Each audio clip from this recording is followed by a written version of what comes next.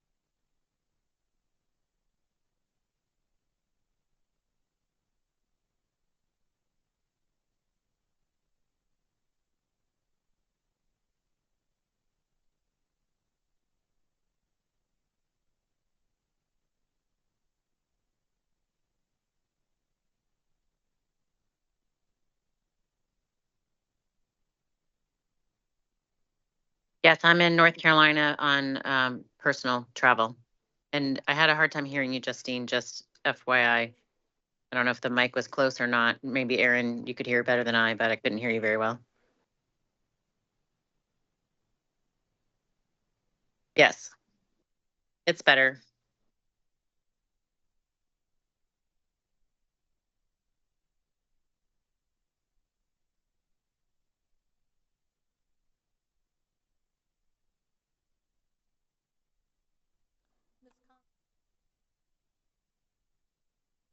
Ms. Underhill? Yes.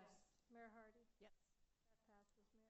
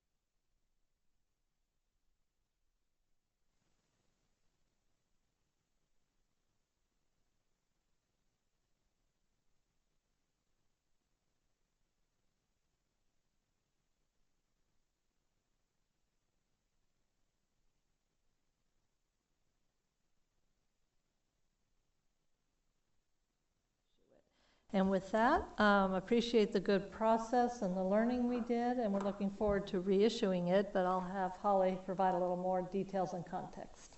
Yes, good evening, everybody.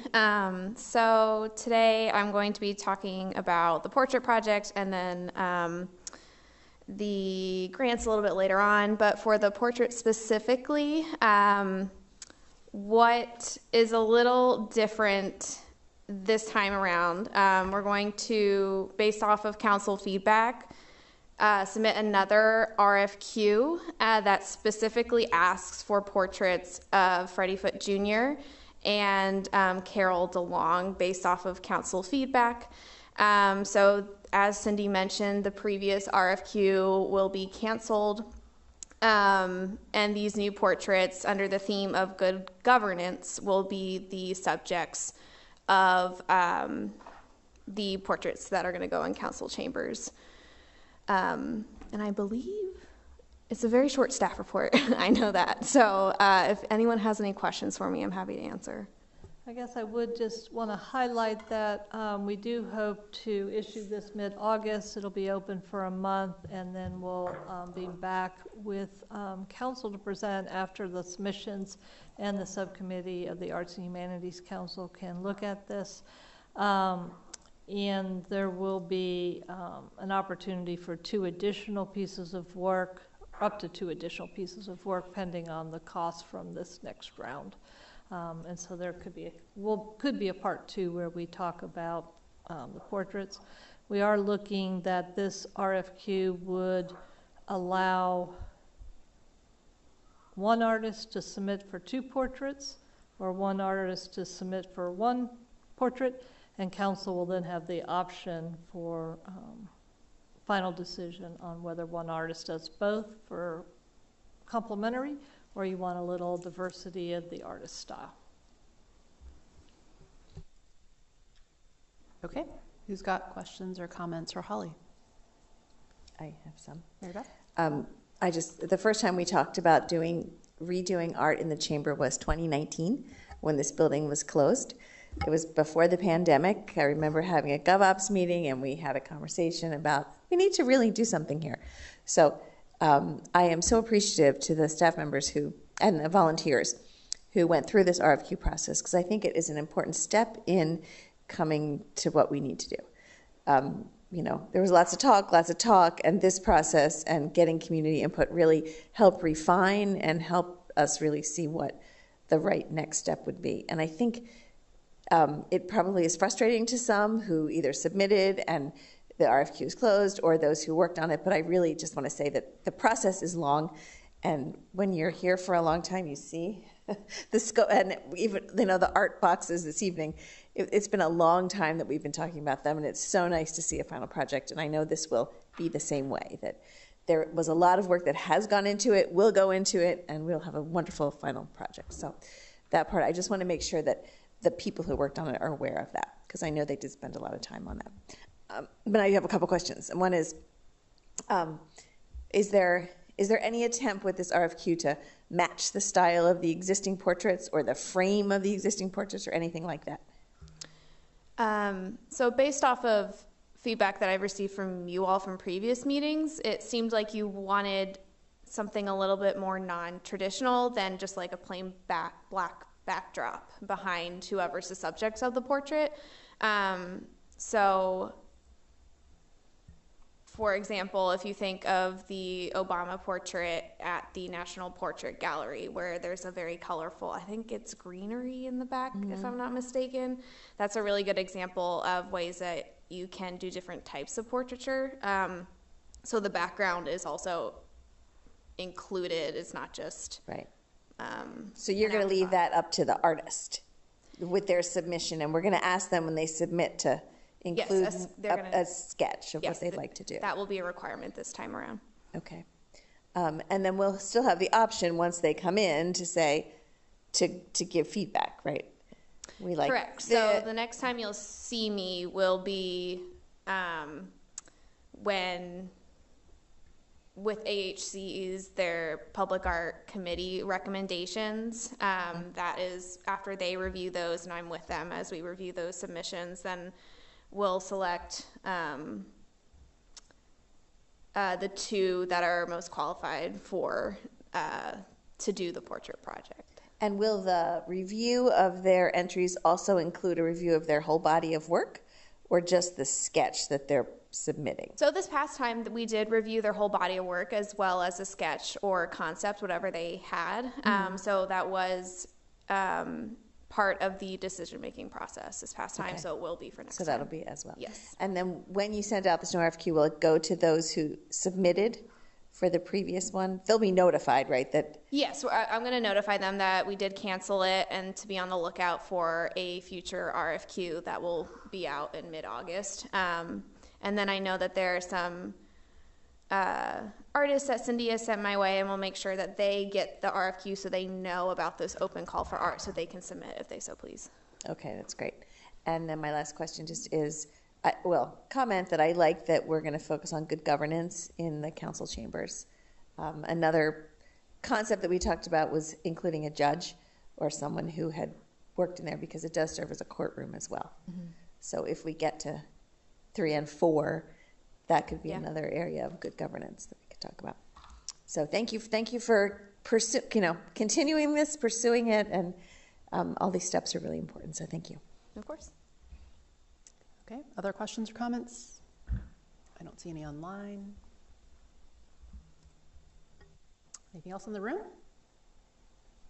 Okay, well, thank you. Thanks for iterating on this process. I know that the first RFQ we had was more vague and nebulous in terms of what we wanted to do. I do think that's really terrific that we've narrowed it down, that we want to honor the first African-American council member and the first female mayor of the city. So I think those two subject matters hopefully will narrow it down for the artists, and we'll get some really exciting responses back. So thank you to you, Holly. And thank you for the great utility box wrap unveiling. Like Mary Beth said, it was a long time coming. Yes. So it was really exciting to see it come to fruition. So nice work on that. Okay, ready to move on to the next art topic? All right, the next art topic I will take, which is a briefing on the City Hall welcome sign. This is also another long time in coming process because I remember discussing this with council early 2020, and then we were about to kick it off when we hung up the students' mosaic art on February 2020, and that was the last time we had a council meeting, and then it's been on hold. But it's very exciting because we were able to tie it in with the 75th anniversary and the budget that council put forth for that to bring back the welcoming sign project. So for the next slide, I just want to highlight a little bit of the project intent, where we are with the community working group, the recommendations from that working group that occurred last Thursday after the council staff report went out, so we'll update you on that, and then seek input and direction for proceeding. So as I mentioned, this is part of now our 75th anniversary celebration as we move forward to the next 75. It is intended to be consistent with the adopted vision that's expressing inclusiveness, diversity, welcoming to City Hall being the hub of democracy for the City of Falls Church. The funding is appropriated in FY24's budget, and our current estimates are within that cost allocation. The development of the design, which you see on this slide in the bottom right, this is our local artist's concept, and exciting that we were able to use a public school art teacher, two actually, with another one assisting to help in creating the vision of our group's discussion. But we had a diverse stakeholder group help create that design, and we had many variations of this before we got to this point. The working group included 6 members of Welcoming Falls Church, the 2 art teachers that I mentioned, and on the general government side, we had communications, city manager's office, and city clerk staff involved. And we were grateful to have the Arts and Humanities Council's liaison from council as part of it. Ms. Underhill started initially prior to being sworn in as a council member, so she was more of a citizen welcoming Falls Church, and then she transitioned her role to be the representative from council. The art design is to be reflective of welcoming, using 19 different languages. That was the number when I did the staff report. I will note that after Thursday's meeting, the group is recommending an additional language to include French, because we have a lot of French students taking classes, and we've learned there's 2 preschool immersion programs in City of Falls Church teaching French. And so we are looking at going up to 20. There's limited space in the waves, so we have to get that to fit, but that's the goal.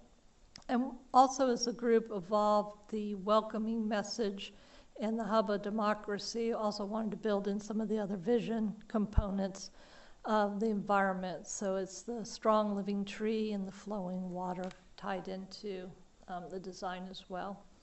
We are working for the fabrication with an outside firm, and I noted them and provided a website in the staff report. They've actually have done the sign in the lobby right behind me outside of Dogwood when we did the replica of the 2019 cornerstone. And they also helped produce the plaque that's by the tree that was planted to honor Mr. Z. In a moment, I'll show you the 3 designs that this firm produced that the working group reviewed last week. The concept that's before us is a beautiful design, but we also had to be able to produce it. And so the firm Gropin has provided us 3 concepts that can be produced honoring this design. 2 are very similar. The location, so everybody is grounded with where we intend to place this, and the public as well, is outside on the brick wall on the west wing. So it's as you come in the public entrance, it would be on your left. There's a very large, nice brick wall that we can use. Next slide. So selecting the language was an important discussion, and so what we have done is looked at a very large list and then have it down now with 20, including French. And what we looked at is census frequency, current, but also thinking back to the immigration over the decades, because we've had a lot of people from different countries come here.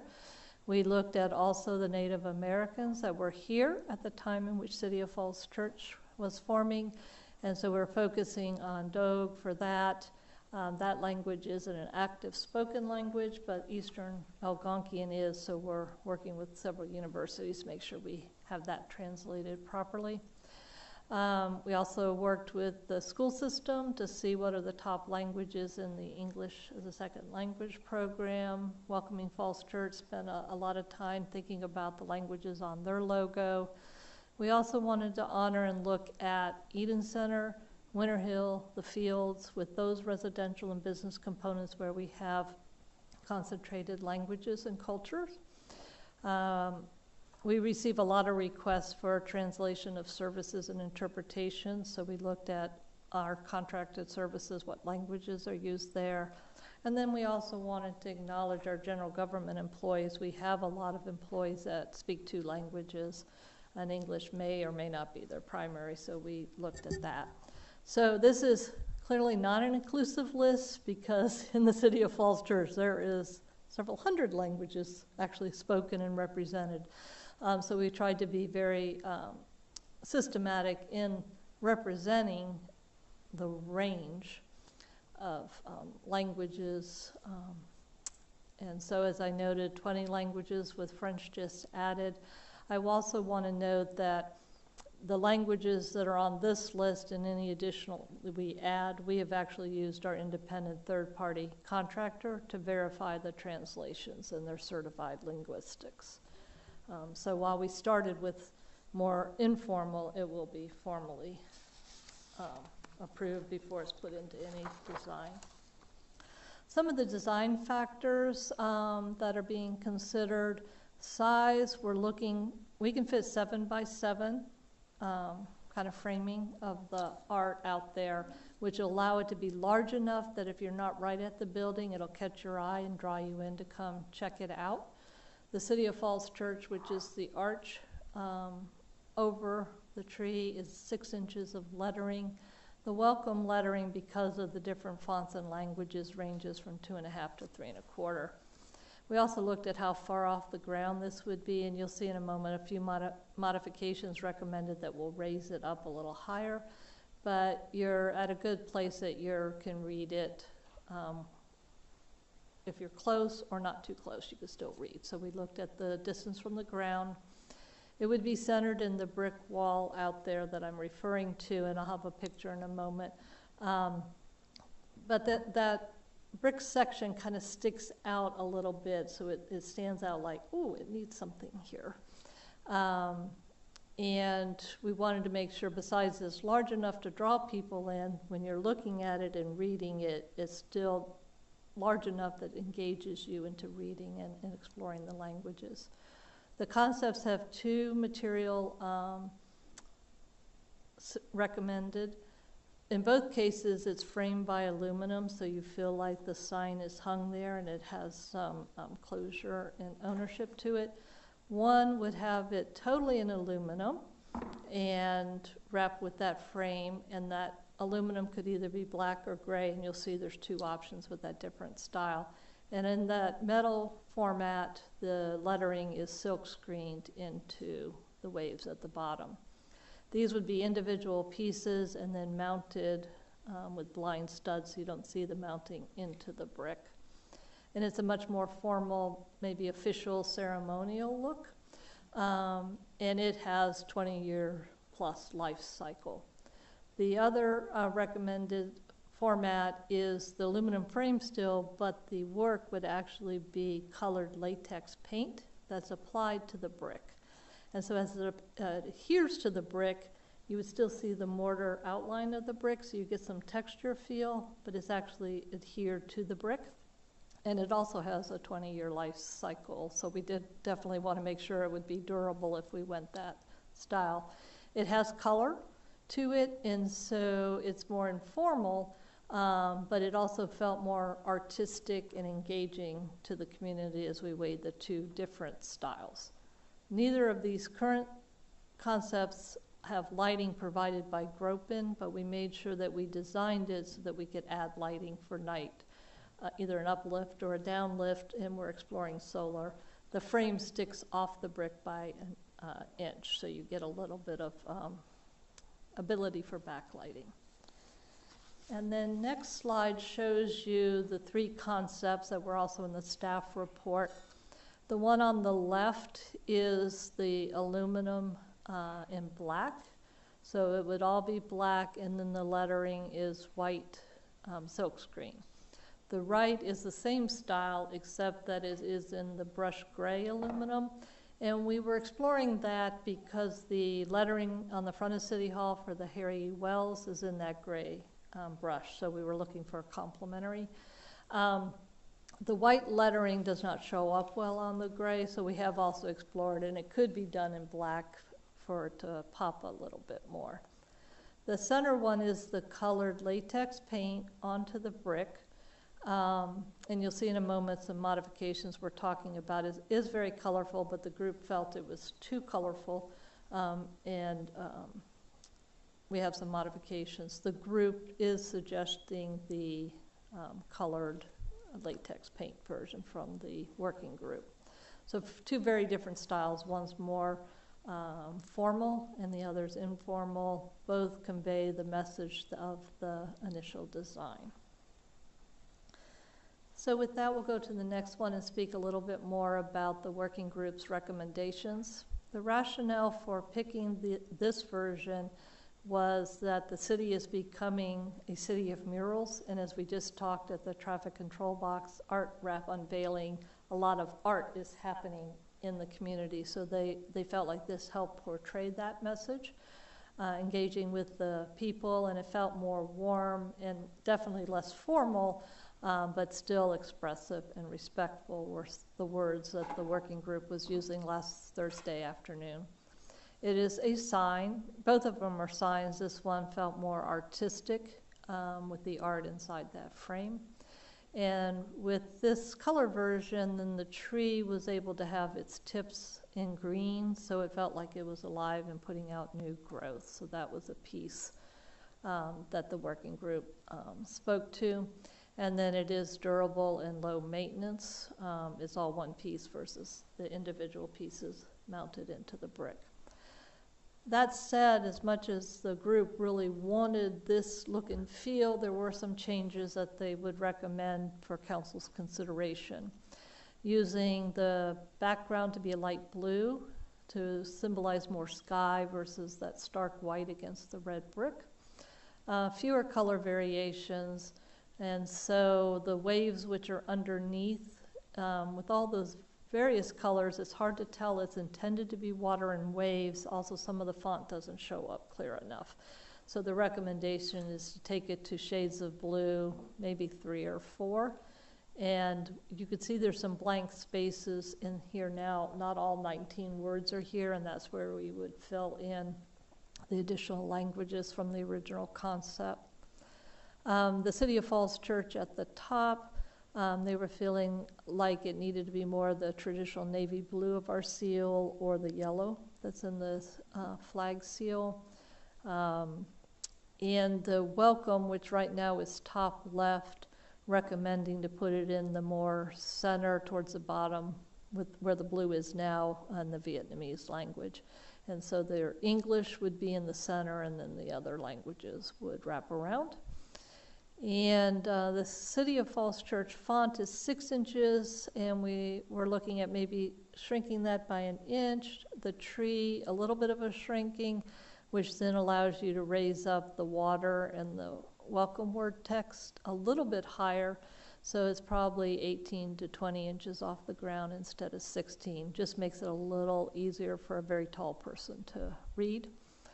And so those are the recommendations from the working group, And then the next slide just gives you a sense of our proposed timeline, which is to seek input tonight and then work with Gropin to revise the design, especially if you go for the color one, because then we want to do the modifications and let everybody see that again. We'd like to bring it back to you August 12th, your next meeting for adoption. And then we would work for having a large-scale concept unveil on September 14th at our final event and then go into production. That's the ideal timeline, but just like with traffic control box art wraps or chamber art, we want to do it right. And so this evening is to seek council's input, and we can go from there for the next steps. And so maybe if I could ask Sophie to go back to slide 6, that would put the recommendation up there, or we could look at 5. And Mayor, turn it back over and welcome input. Great. Can we go back to slide 5, please? So before we jump in, to make sure I'm understanding, so the black and the gray ones would come out a couple inches. They would be like metal pieces that would project from the wall. Yeah, about an inch. Got it. And then the white one would just be painted on. Painted on, yes. And the frame itself, though, would stick out about the same inch. So the frame in all 3 would be off the brick. And we think latex paint on brick wall is going to last 20 years? Gropin has several examples of doing this style on brick, and they have showed me some where you can't even see fading or a change. So Okay. further report, yes. Okay. So with that, let's open up some questions or comments. Art is a tricky thing to give opinions on, as I learned from my partner. Exactly. But who's got one? Yes, art by committee is always tricky. That too, Having sat in arts and humanities many times, it's super tricky. So And certainly our working group experienced that. We went through many variations and came to consensus on the main design, and then last Wednesday with them leaning to the color. I think they're both right. It's just, it sends a nice message. That's the style and materials is. I mean, overall, I like the evolution of where this has gone, right? Because I think it's fitting that actually it was Dan Z, when we opened City Hall, that talked about wanting to be more welcome signage, and his anniversary of his passing was actually just last weekend. And so I was like, well, when I was looking at the package, it was very fitting to remember Dan that way. So I think this welcome signage with different languages is a really nice expression of our values as a community. So it's nice to see. So thank you also to the committee and the Arts Humanities Council for working on this. So you want our opinions on, do we like the more formal style or the color? That's kind of the first question? Yes. Okay. Looks like Erin's got her hand up, so we'll call on her first. I guess if we're gonna jump in with opinions, I'll jump in with an opinion. I want to echo Letty's thanks to the working group for the time that they put into this. I'd be inclined to go with the aluminum frame and design. I feel less strongly about whether it's black or gray than I do with the choice between the aluminum frame and the latex paint. I think partially the reason that I feel that way has somewhat to do with the building itself, and this being kind of part of the official design district, and I would prefer to see the brickwork behind the design than have the brickwork painted on the building. The brickwork here has sort of this Flemish bond pattern that's known and recognized in sort of colonial revival and Georgian revival architecture, and has a relationship to architecture, in other areas of Virginia, and is the same sort of brickwork pattern at the historic Falls Church.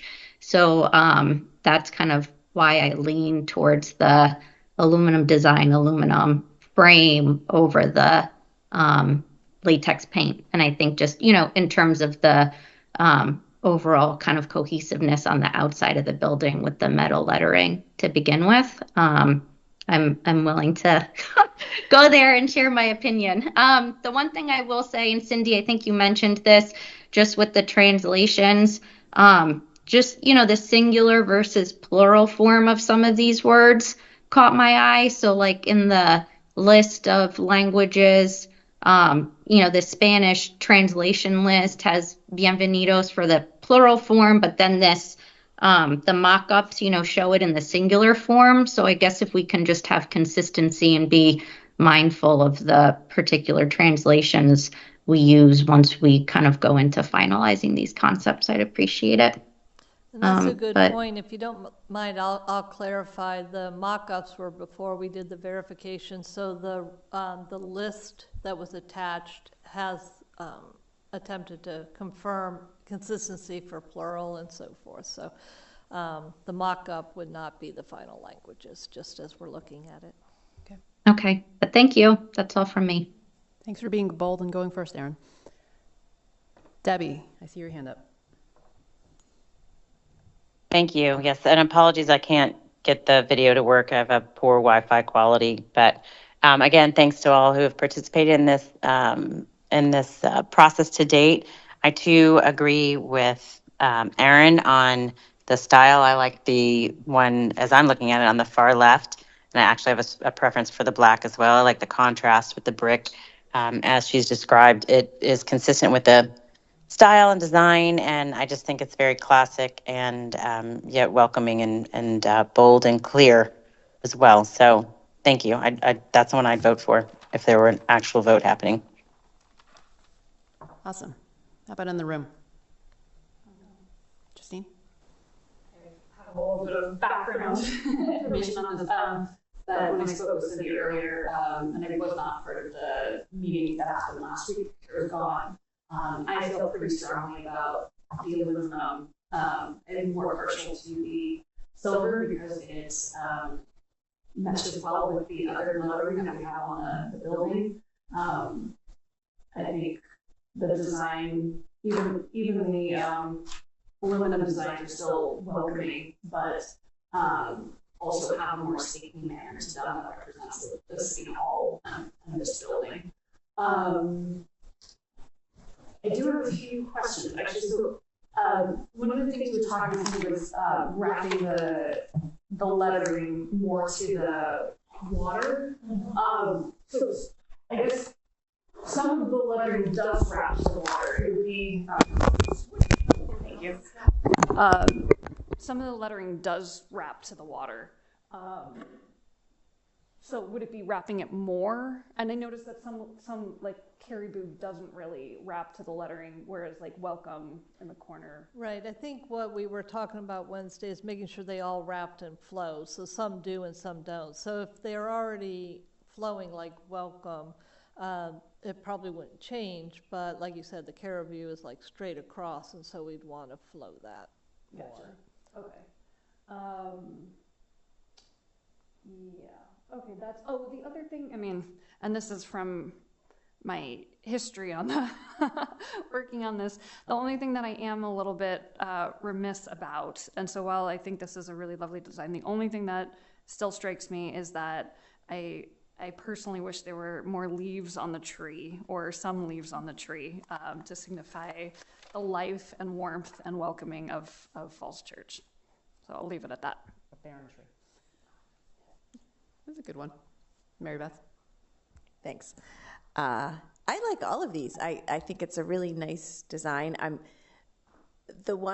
glad they suggested blue for the water, because when I saw that, I saw hills and the way the sun hits different hills, not water, with all the colors. So here's I have 4 little comments here. One is when it finally goes up, will there be some kind of plaque with it to describe it or to say what languages these are? So if you don't know the languages, you'll be able to kind of look at the key? Yeah, there will be a plaque, and that one we haven't designed yet, but it would certainly acknowledge the artists, the working group, the intent of welcoming and the purpose, and then we're working through how we could get all the languages listed in a reasonable size sign there. We could put it on the website in QR, but technology changes, so we're trying to memorialize it there. But there will be some dedication plaque there. Right. I like that it's tall, and I see you have a tall person next to that as an example, but also that it would be the height of kids who could look at it and see the words, and I think that is really nice. And I really appreciate the amount of work you've done to get 20 languages and get them right. And I think that is super important too. As far as I like the color, I like them both. So I'm sort of torn, but I understand why the working group would have picked the color one. But I think the metal looks more formal and more official for City Hall.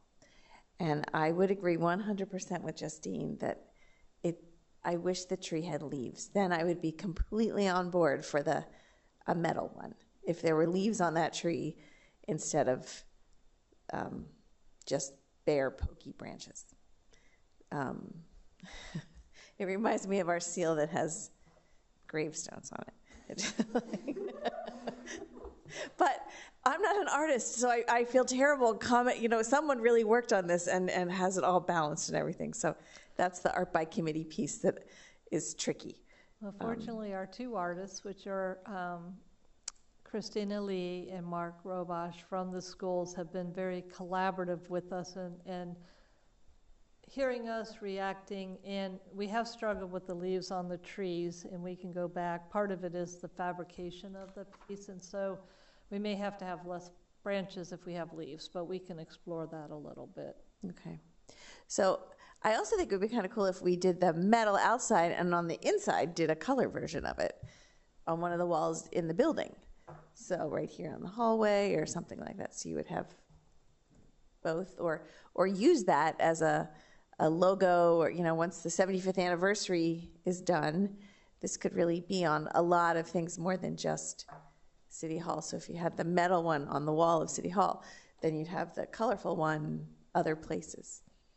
On a banner, wouldn't it be cool on a banner on Broad Street? And I wrote down font, but I don't know what my font, does it match the font that we use on other things? Does that matter? Like the Harry Wells font or? I actually reviewed the font with Mary Catherine since Okay. she's in her new style of branding and looking at her stuff. This font was picked by Gropin, our designer, because for all the various languages, and Arabic in particular, it worked the best to have the right size and Okay. consistency. Yeah. But I like the shape of it. I really like the aluminum one, the way the water does flow. It looks like fish and water, and I think that flow is really nice.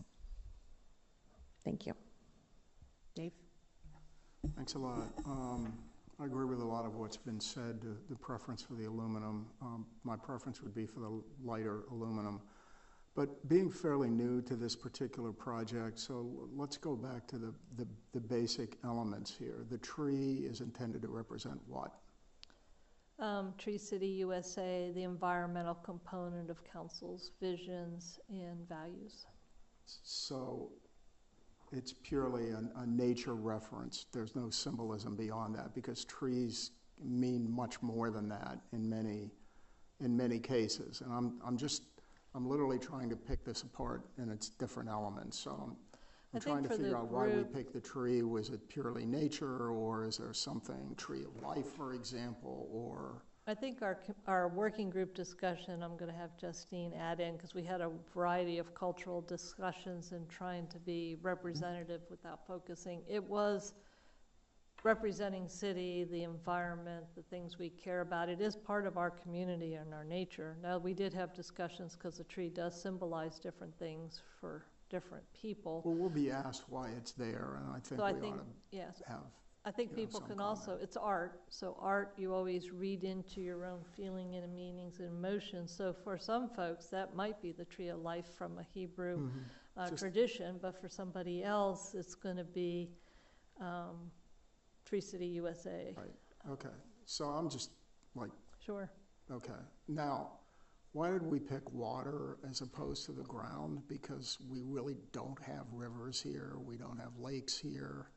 When we have a lot of water, it's often bad. So I'm starting literal here just to figure out, why did we pick water as opposed to earth and the different components of the earth, which can be almost as varied as water. So what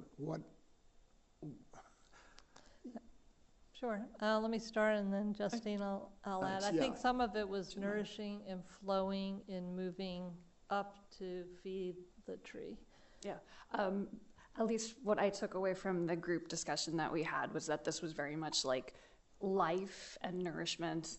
And this is where the group had started out with, this is a long time ago, or many months ago, was looking at hands as a form of welcoming. But hands in different shapes and gestures can mean so many different things in different cultures. And so one of the things that we were looking at was what are some universal symbols of life and welcoming? And so water and trees and nature was one of the things that we grabbed onto as a universal symbol. Okay. One suggestion I have is that we leave a little wave that's blank to suggest that people that come here in the future will be as welcome as the people that we've identified in the plaque. So just leave one little wave, if you will, blank. And then the location. Many people that come through that door like to be here, but during court days, a lot of people that walk through that door don't want to be here. So my question is that really the best location, number one? And number two, I hate to ask this question, but how will it be protected? Well, I mean, I just... the location, I guess we were thinking more as the public entrance, and Right. the majority of the time, this isn't a court building, so we were thinking on that broader sense. Physically, it's by the front door, and it has the perfect brick wall opening without windows, so it also has some physical constraints or opportunities.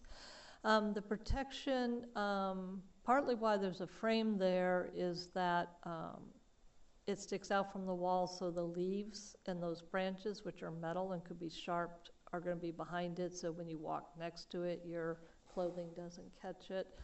It is a sturdy metal or a latex. The latex would be sealed with the anti-graffiti sealant that you can wash. The metal will just be pretty durable, but if somebody spray paints it, we'll have to go clean it. And it is a sturdy silk screening, but if that one individual wave got damaged, we could easily replace it because it's an individual piece.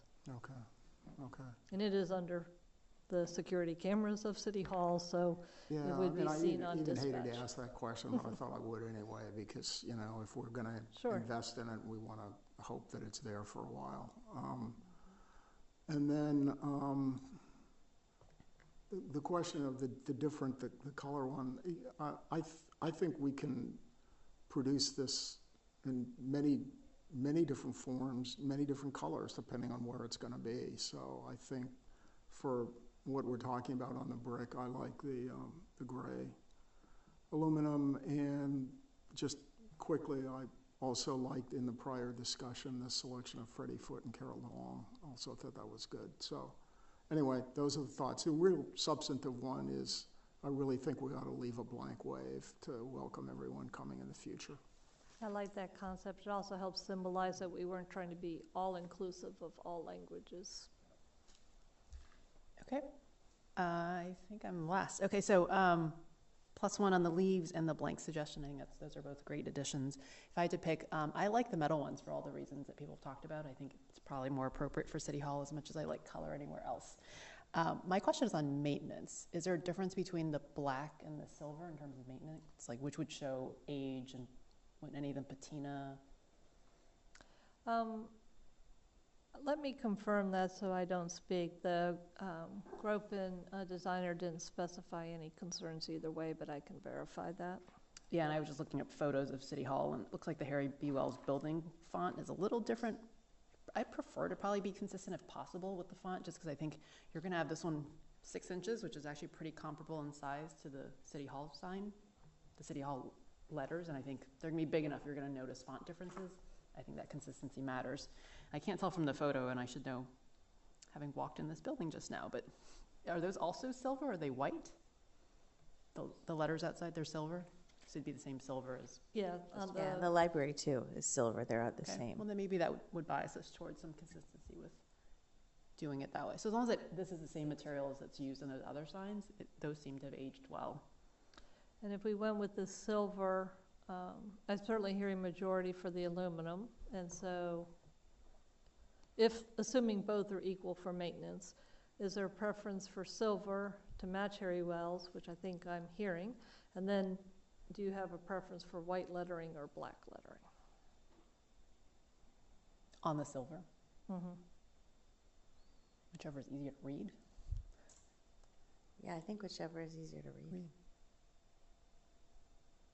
But I don't, The contrast of black would be stronger against the Yeah, gray yeah. for visual acuity for somebody with limited vision, but Can we make the frame not black too? Because the black frame around it looks like on the far right one. fortunately, we are at the stage that we can do I that. mean, I don't know, what do people think? Because I feel like the black frame just kind of stands out if we're going to go with the silver one. If you can make the Well, frame also silver. will the printing of the words, will it have any depth? It's not etched, right? It's just painted It's not on there. etched, it's silk screened on. The cost for etching and painting was significantly more. And I actually like the location. I think it's important to be sensitive to court goers, but I often see people confuse which one's a public entrance. So hopefully that also helps that people know that that is the public side to come in. Okay. So hopefully that's enough direction. Very Staff? helpful. Yeah. Would it be possible, I mean, is it easy enough for Gropin to show us what black versus white would look like? Mhm. Okay, if that's easy, then it would be helpful just to see it. With the silver frame. Yeah, with the silver frame. They are on standby to hear from me tomorrow because I hope to have, if council concurs, bring this back to you on Monday with a recommendation. And then what's the timeline? Definitely by September 14th, we can have a large concept unveil.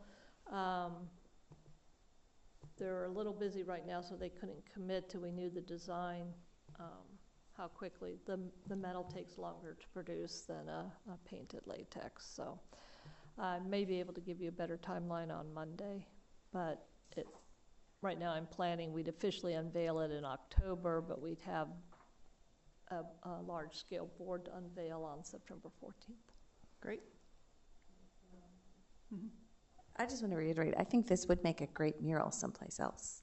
So whether it's inside this building or someplace else in the city, anywhere else, I think that being able to use it in more than one place would be just wonderful. I love the idea. Yeah. Two concepts, but only one mounted on the building, and we can look, the street banners and stuff.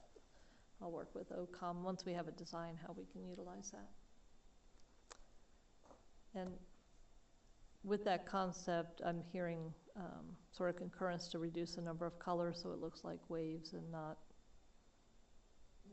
Okay. Yes, the committee recommendations on that. Not for the sign on City Hall. This is for a future mural. Right, for future murals or banners or other usage of it to follow their color recommendations. Got it. Okay, Appreciate that, Mayor. great. Last art topic, grants. Yay. Okay. So today I will be providing a brief on the Arts and Humanities Grant Program. So this year there were 7 project proposals and 3 operational proposals. And in total, City Council allotted $44,000 for the grants this year, with the inclusion of the grant the city applies to for the Virginia Commission of Arts for an additional $4,500, totaling the available funds to $48,500. So the grant review committee had a different makeup this year. I had a job description that was advertised, and I had a couple of applicants, including Mary Sellers, who is an at-large member of the city's Arts and Humanities Council. She also professionally manages grants for the NEA. Hannah Jones, who works in fundraising for the Smithsonian Institution, and Mary Vautes, who is a local pianist and piano instructor. So these 3 individuals and myself met to hear presentations from the grant applicants on July 30th, and they based their decision on the quality of their presentations as well as the application materials.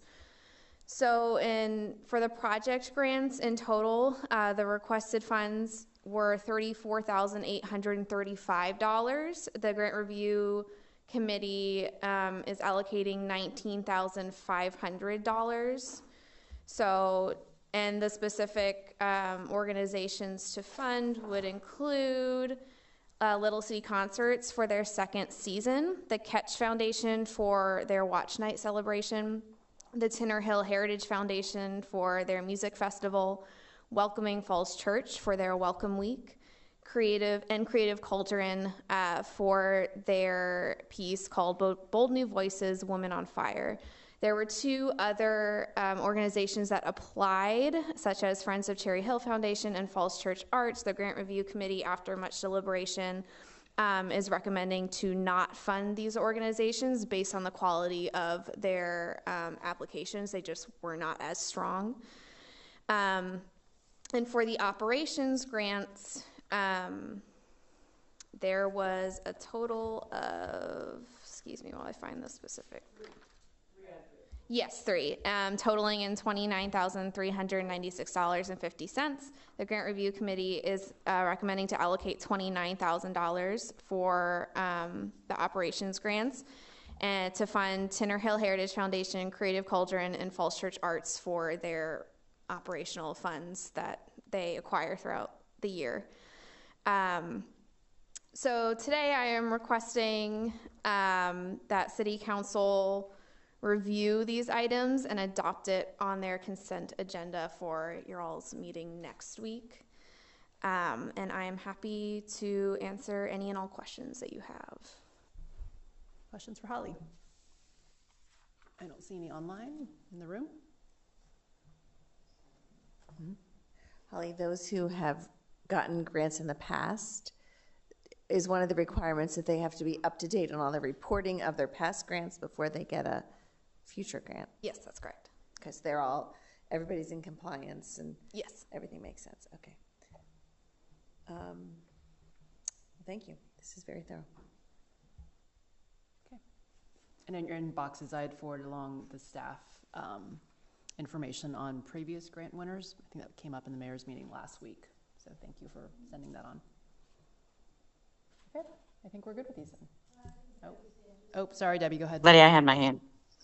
That's okay. I was just curious if these nonprofits also filed 990, so that if anybody wanted to see, what percentage of their operations were funded by the city, that you could see that, or just to see that they're in good standing.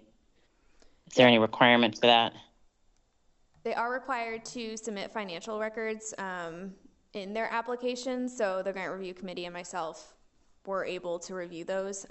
But all but one is an official 501c3. The one that is not is Little City Concerts, but they had a fiscal sponsor that is a 501c3. But yes, you should be able to find their, did you say I-90s or 990s? Thank you. 990 is what a nonprofit's required to file with the government. That obviously they don't pay taxes, but it shows all of their income and all their expenses and can be tracked. Yes, that's correct. Okay, so they all presented 990s. Yes. Okay, great. Thank you. Okay, any final questions? Okay. Thanks, Holly, for all the work today. You got all the art topics done. Okay. Thank you and good night. We're only 10 minutes behind, but I think we're ready to move to the Community Event Center HVAC. And we have Mr. Lionel Millard, who's our project manager for this project. And as he's walking to the desk and the microphone, we do have a number of slides. So one purpose of tonight is to give council an update on the project. And then secondly, we are asking council for contract approval next Monday night for Nova Facilities Solutions for a contract amount of just over $2.9 million. And that is for the actual construction work. And one other feature that we'll just note right up front, that with the presentation tonight, the project total is $4.1 million, which includes a 5% contingency, and which is about $197,000 higher than the last time the council received this briefing. So I wanted to just note some of those points, and I'll turn it over to Mr. Millard. And Mr. Millard, thank you very much for your work on this project. Thank you, Wyatt. Good evening, Council and Mayor Hardy. So my name is Lionel Millard, and as Wyatt said, I'm the project manager for the Falls Church Community Center HVAC upgrade. So I just want to give you guys another quick rundown of what we're doing. So the existing HVAC system in the original building is well past its design life. So what we're intending to do is to replace the existing boiler, chiller, cooling tower, all the ductwork, piping, valves, fittings, and air handlers, and replace it with new water source heat pumps, 16 geothermal wells, new building automation system, ductwork, piping, pretty much essentially a brand new HVAC system for the original building. And in tonight's presentation, I'll discuss the budget, schedule, the Parks and Recs relocation plan, the farmers market impacts, the investment tax credit approach, and then some frequently asked questions for the public. The last slide is my early attempt for what we're going to do for public outreach as far as providing information on exactly what the geothermal system is and what they're spending their money on. So as Wyatt alluded to, our original budget that I came to you back in June was at $3.9 million. So the construction costs are still $3.9 million, but we had some items come up that exhausted my budget line item for my contingency. Just to touch on those items, one of the main item was the HVAC equipment. Some of that equipment increased in cost between the end of May and now. And to give some context on that, 2 other projects that I'm working on that have already been brought to you for contract authorization had increases, but since they were under contract, the contractor gave me adequate notice about them, so I released the equipment prior to those budget increases. But unfortunately, I was not under contract for this, and so therefore the cost increases had to be included in my revised budget. And then another set of increases was for an O&M issue. So once I installed these pieces of equipment, the original way it was designed would have pretty much cost us a significant amount more to replace any component with the water source heat pump, since they would have been buried inside of the administrative walls inside the gym. And so I added double doors and did some additional masonry work to allow access for these units. I believe that cost me another $30,000. And then I had to add some design oversight for the commissioning agent to assist with some of these tax credits that we will be going for once the project is complete. So my subtotal now is 4.1, and again, that add is replenishing my contingency that was exhausted by those 3 previous things I just mentioned. And so with that being said, the final cost that I would like to go into the project with is $4.1 million. And then as it's noted at the bottom of the slide, we are anticipating a IRS tax credit of about $950,000, which is 30% of the project cost. Not every single item is included in that 30% tax credit, but everything associated with the HVAC system and the geothermal well system is eligible for these tax for this tax credit. Let's go to the next slide. So a quick breakdown of the contract. So the contract authorization that I would like to bring forward tonight is for Nova Facility Solutions. They are the prime contractor for this project. They have essentially the majority of the costs within their scope. So the mechanical, electrical, plumbing, the geothermal wells, all the crane and rigging that it's going to take to get these pieces of equipment up into the ceiling spaces of the second floor, the controls or the BAS for the system, the test well that we already paid for, the IRA tax credits, consultant, and then the geothermal design. is all under the No Facility Solution contract. So that's what that $2.9 million encompasses. Next is for the JOC/annual contracts. The reason why it says that is because I'm still working these numbers with various contractors. Once I get a final understanding of who's going to actually be doing the work, again, I have costs from everyone, but I still have to essentially delegate who's going to be awarded what, but I have all the pricing in place. And that will consist of the structural work, the new ceilings, painting, masonry, openings, insulation, the temporary protection, and the supervision and project management, which is not the City of Falls Church project management supervision. This is going to be a third-party oversight, independent company doing that. And then lastly, the $699,000 is essentially the City of Falls Church direct cost. So that's the cost of the commissioning, the design work that's already been done, our project management, the restoration of the gym floor, Parks and Recs move, paving to restore the front alley where we're going to tear it out for these new wells, and then the contingency line item. And so that is what brings the grand total to about $4.1 million. Next is the schedule. So this hasn't really changed too much since the last time I presented. One thing that is of note is the geothermal wells. I think I said I was going to do them in November last time, but we're going to push that to January. I think the first week of January, sometime in that window. This seemed to work better for the Parks and Rec staff's schedule, and also it gets me a little bit closer to when I can actually repave that drive aisle, because paving doesn't open, or the plants don't open back up until about March when it gets a little bit warmer. So I'm trying to avoid having it being a stone drive aisle for as long as possible, or for as little as possible. So right now I'm anticipating drilling sometime in the first or second week of January with a 6 to 8 week construction schedule for that, and then have that repaired and back in place before we actually start the interior portion of the work, which makes up about 15 weeks of my construction schedule. And then we have to have it turned over by June 7th, but the preliminary construction schedule I got from the contractor today has us completing it around May 23rd or May 24th, with a little bit of fluff in there just to try and give us a little bit of wiggle room.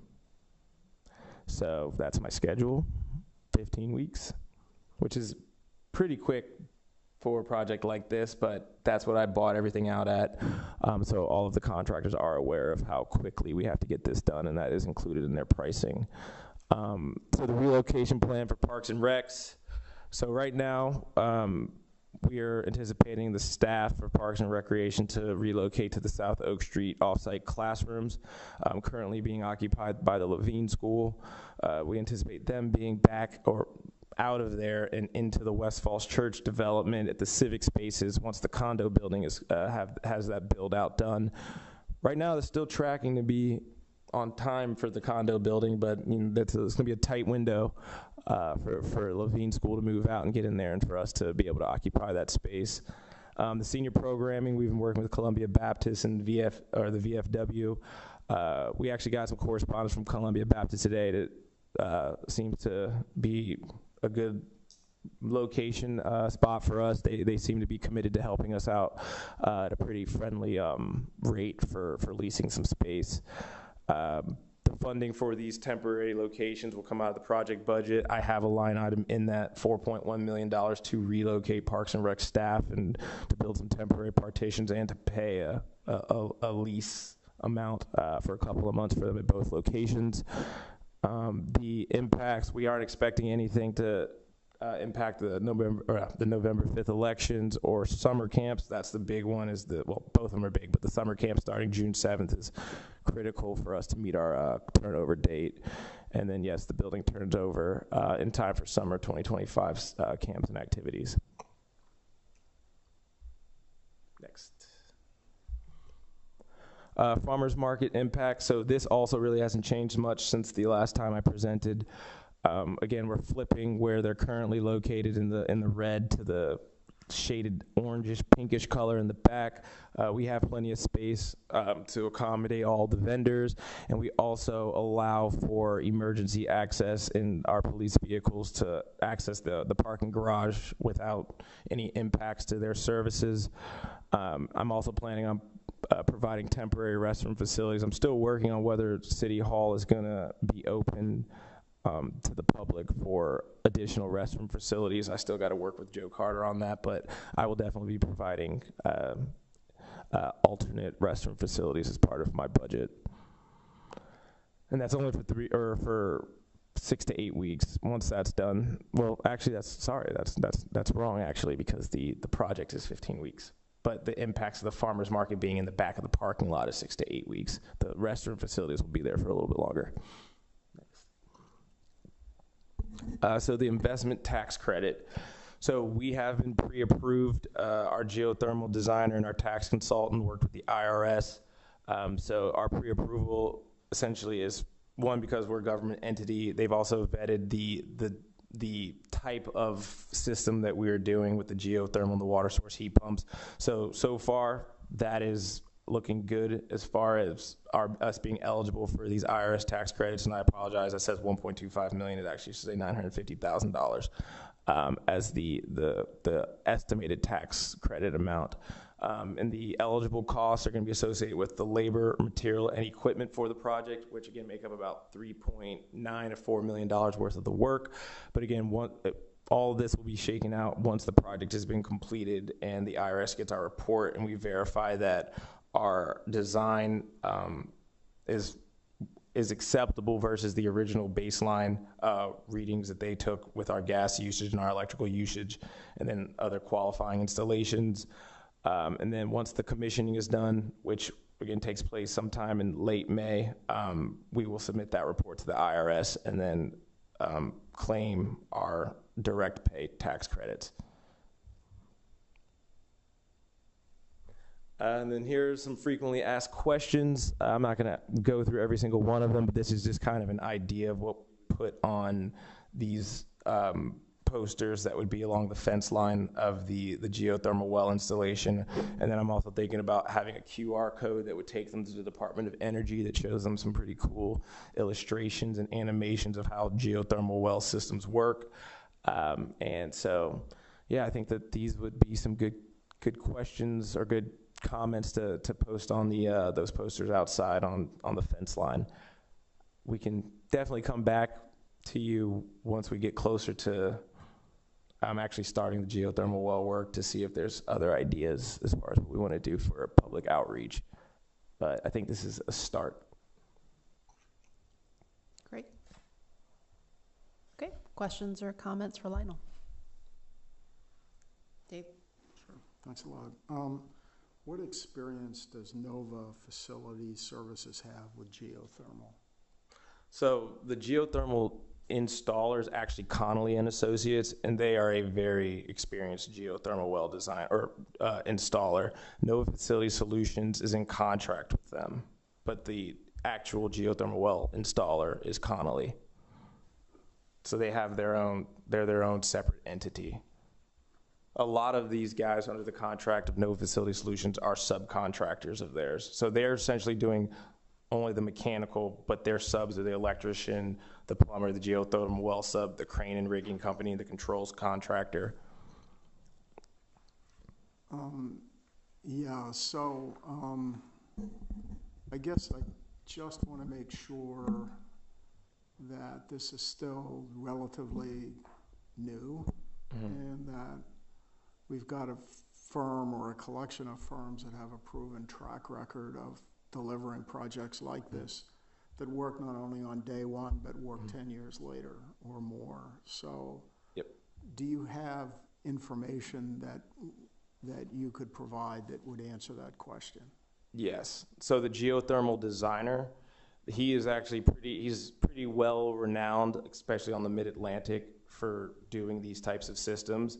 The commissioning agent, IMEG, they are also a very experienced geothermal designer and commissioning agent. And actually, when I requested proposals for the geothermal designing or the commissioning services, one of the things that we referenced in their proposals, they have to have geothermal design oversight and commissioning. And I also vetted that by calling their references. And I had at least 3 references from them that all checked out as far as them providing not only geothermal design experience, but also geothermal commissioning experience. Now, does this project include operation and maintenance, particularly of the new parts of it, the relatively, the geothermal especially? Yes. So upon the project completion, part of No Facilities' scope is to train our facility staff not only on the control systems, but also how to operate and maintain the water source heat pumps, the geothermal well system, the pumps, everything. They were just actually, maybe 2 weeks ago, we were going over that plan, and it is pretty extensive as far as like the training that's going to be required for this. But that's in their scope to provide that.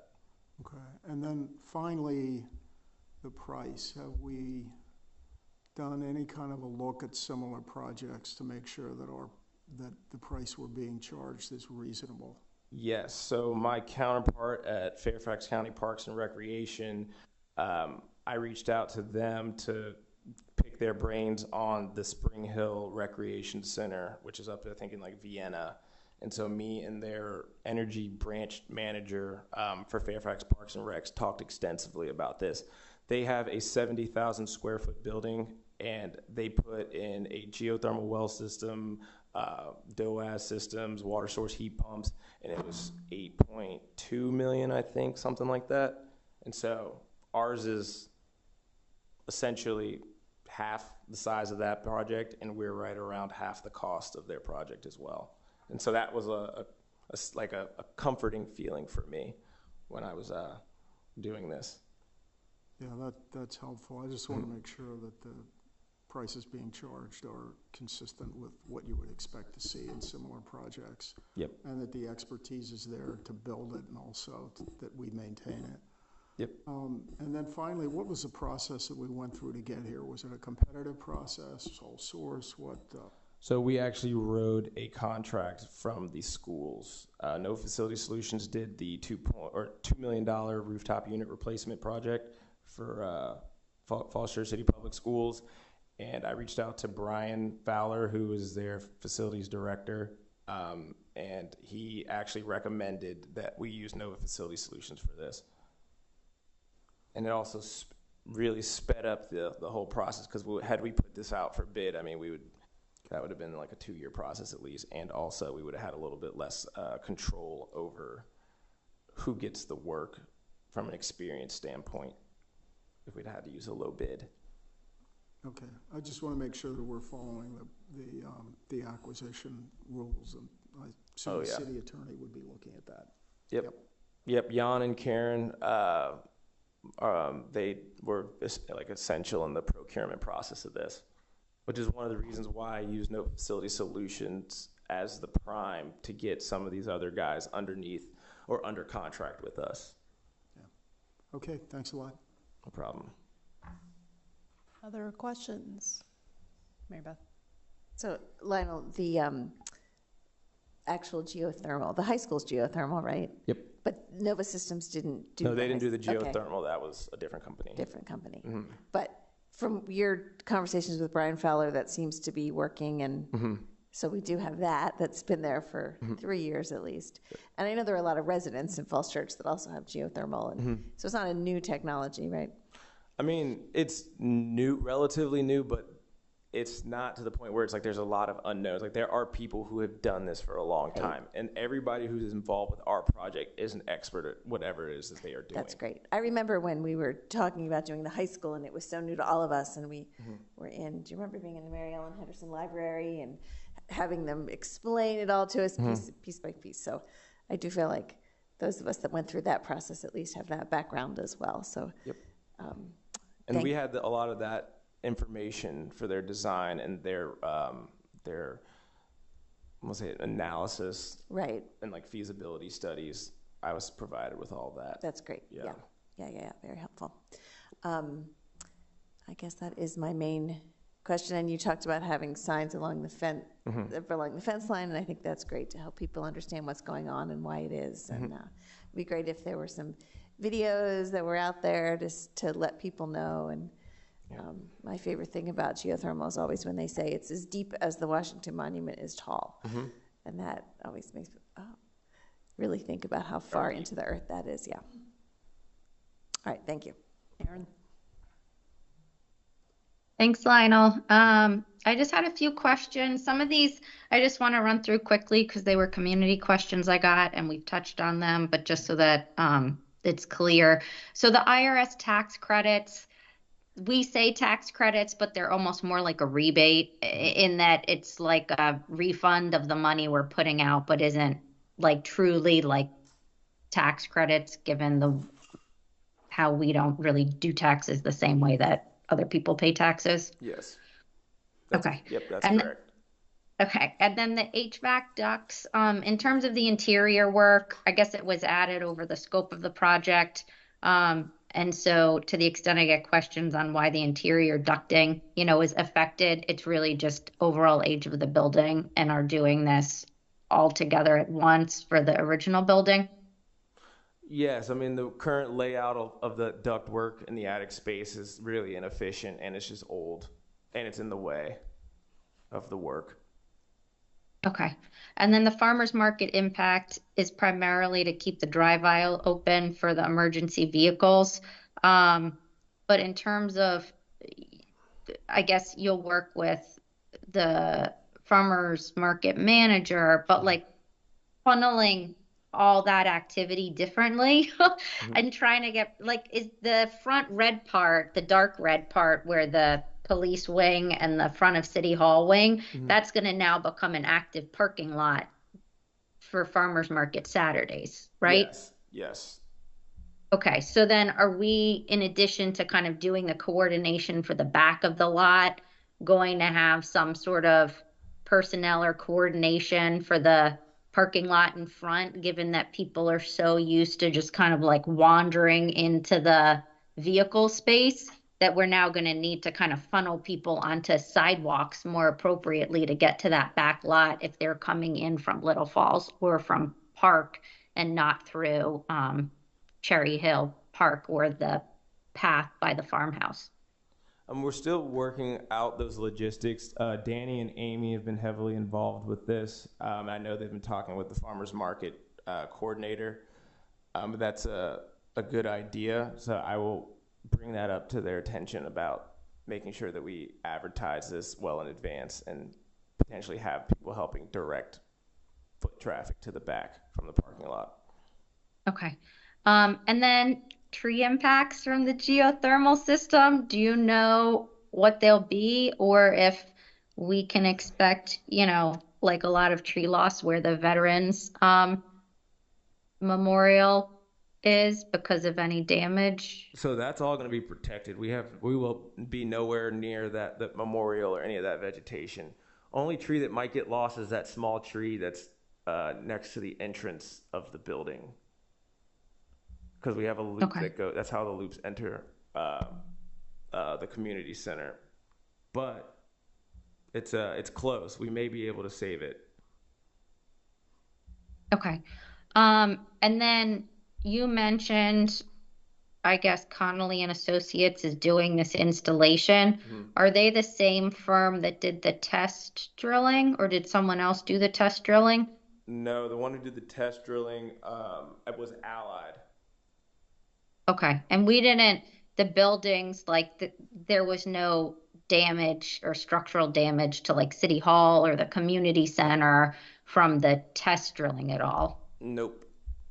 And you don't expect any sort of structural issues from the level of geothermal drilling we're doing? No, because they're not banging, it's drilling. So there's very little vibration. It's just a little noisy. Okay. And then when you kind of do the community outreach on this, do you have a sense of I know you said this is going to be 6 to 8 weeks, but like the hours that this drilling is going to be going for? I would assume they would stick to normal construction hours, so it would probably be from like 7 to 4. 7 a.m. to 4 a.m. Or 4 p.m., sorry. And you're anticipating like the drilling itself is going to be like 6 weeks plus of drilling? Yes. And then if they can get me another rig, then it'll be shorter. But right now I got one rig dedicated to this because it's only 16 wells. Okay. But they may bring two. Sorry. And then last question, in comparison to the number of wells that were at the high school or the number of wells that are at Spring Hill, at that rec center, kind of where do we fall here? So Spring Hill was about 70,000 square feet, and I think that we're at about 16,000 square feet of space. So they had 50 wells. We have 16. I believe the high school has 188, and the high school is like 300,000 square feet. So ratio-wise, we also are in line with those three facilities as far as square footage to well count. And they're all about 500 to 580 feet deep. Okay. Okay. That's all I have. Thank you. Yep. Other questions? Alrighty, well, thank you. On the point about community engagement, if you've seen the school signs for all the construction projects they've been doing in the schools, there are these really nice signs that kind of explain what the project is, the source of funds, and then I think you can even scan a code to probably go to the website. So I thought that was a really great example of kind of telling people how their taxpayer dollars are at work and what are the high level like benefits, and this could be a really great example of that. So Yeah, I can definitely, do you know who worked on it for the schools? Would it be Brian? probably Brian Steen. Because there's one up at the baseball field, there's one on the front of Oak Street where they're doing the security vestibule and a couple other projects around town. All right, well, yeah, I mean, that would make my job a lot easier, so I'll go take a look. Cool. Thank you. Yep. Thanks, Lionel. No problem. And what Can was I the say one more thing real fast? Can you just, this is related back to the leaf issue on the previous thing. If you look at the presentation we just had on this, the very first picture has these beautiful green leaves on the trees. And then the last picture, there are no leaves on the trees. And it just makes such a difference. So if you just look at the slideshow that we just saw about the HVAC.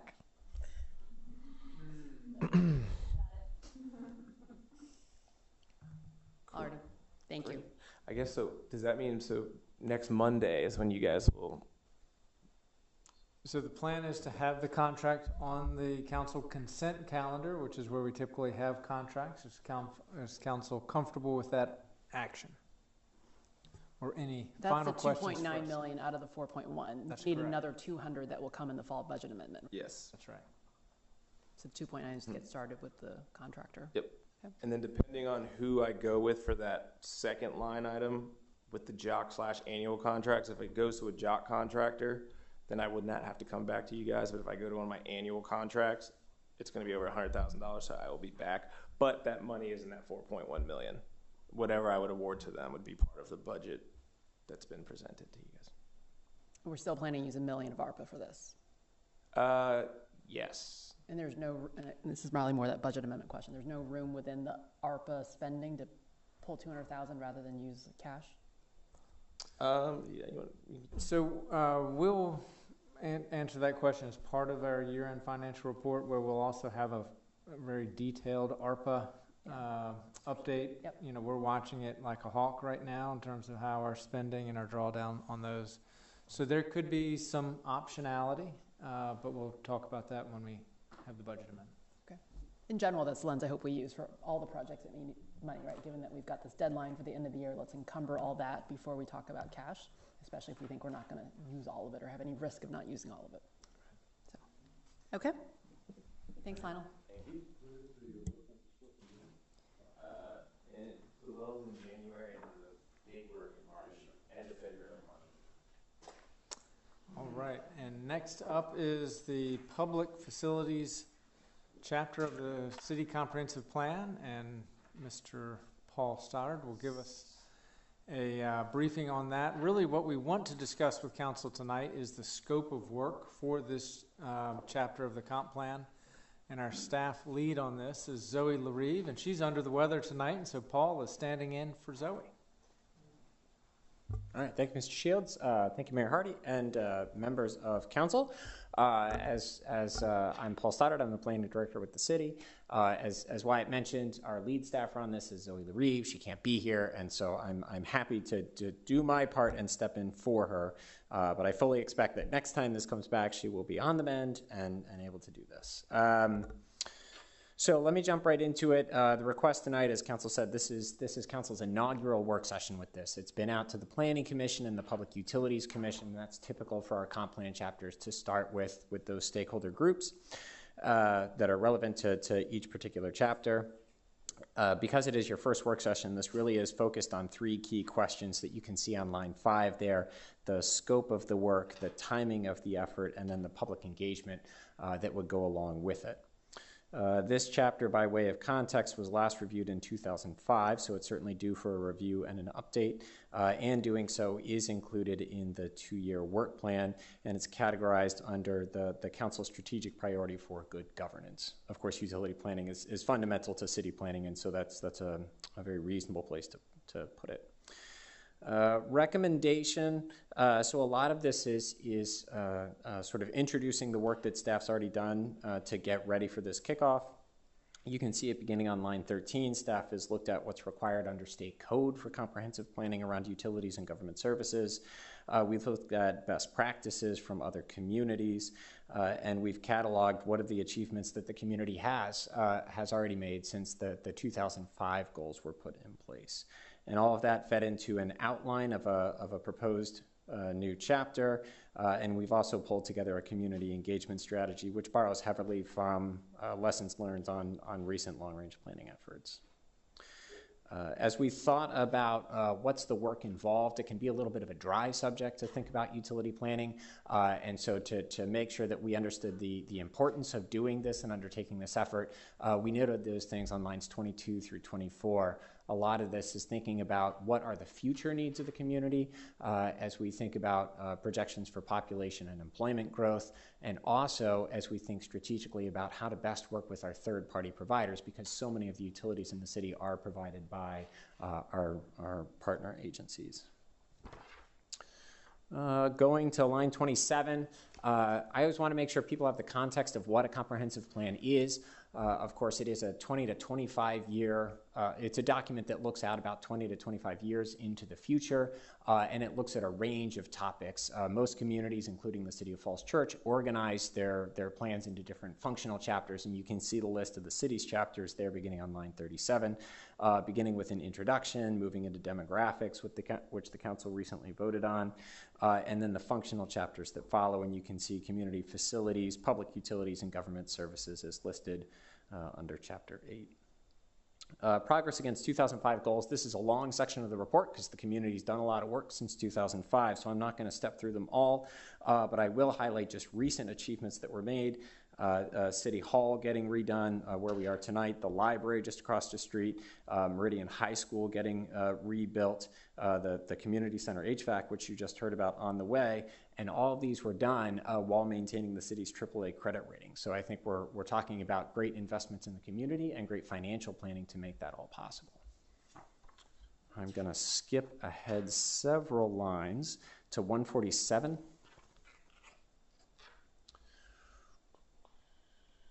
There we go. And so this is looking at the proposed chapter organization. As I mentioned, staff looked at what was required in, under state code, how do other communities think about mapping out their facilities and utilities chapter, and we looked at several other communities. That lit review, that best practices review is included in the attachments. What was found to be common across all those communities is laid out in lines 161 through 165, topics that they all covered there. And then 166 and 67 are things that some communities covered, some didn't. And some of this just gets to how people structure their plans. For example, some people include parks in their facilities chapter. We include ours in the parks chapter. Similarly, bridges, we include those in our transportation chapter, not in our facilities chapter. So the recommended outline that staff has pulled together is on line 171. Of course, you always want to explain why you're undertaking the plan, so you talk about the importance of it. You set out a vision that's aligned to other council and community priorities, and then you organize the information accordingly. One question we've gotten a lot is sort of, okay, well, great, we've got a comprehensive plan. What do we do with it? Comprehensive plans aren't known for being actionable, but that doesn't mean we want it to be stale. And so what we're trying to signal early is the conclusion of the plan on line 194 is going to be flagging what are the priority needs for the next 5 years. This is a 20 to 25 year document. We don't want people to think they have to do the whole 25 years in the next fiscal cycle. And so really we're trying to identify over the next next 5 years, what are the big things for the community to tackle? Vision statement on line 201. Of course, this always goes back to the vision statement that comes out of the vision chapter of the comprehensive plan. A lot of work went into that in 2017. And so I always include the statement in its completeness there on lines 204 through 212. Tonight I'm not going to read it out because I have to read out a different vision statement. But on lines 214 through 216, there are really two elements that I wanted to highlight. That idea of investing in community services and facilities and schools, as well as a commitment to progress and a growing community. Those were really the two things that gave staff sort of input into community values and what it wanted to see out of its own facilities and utilities. And so beginning on 223, this is very much a statement in progress. This is our first time airing it, and this was our best guess at what we thought was important, and so I'm very much expecting this to improve as we go. But here it is. Civic infrastructure serves as the building blocks for a healthy and thriving community. Maintain and evolve the city's infrastructure, facilities, education system, public safety delivery, and government operations to maintain a high quality of life today and prepare for the conditions of tomorrow, including expected population and employment growth, changing demographic profiles, and a changing climate with increased temperatures, precipitation, and severe storms. Facility design and service delivery should emphasize efficiency, further integrate technology and continual improvement, and continue to serve as a source of community pride. Right, the community puts its name on all its buildings. You want to make sure that people look at those and say, yes, that's our library, that's our city hall, that's our property yard. All right.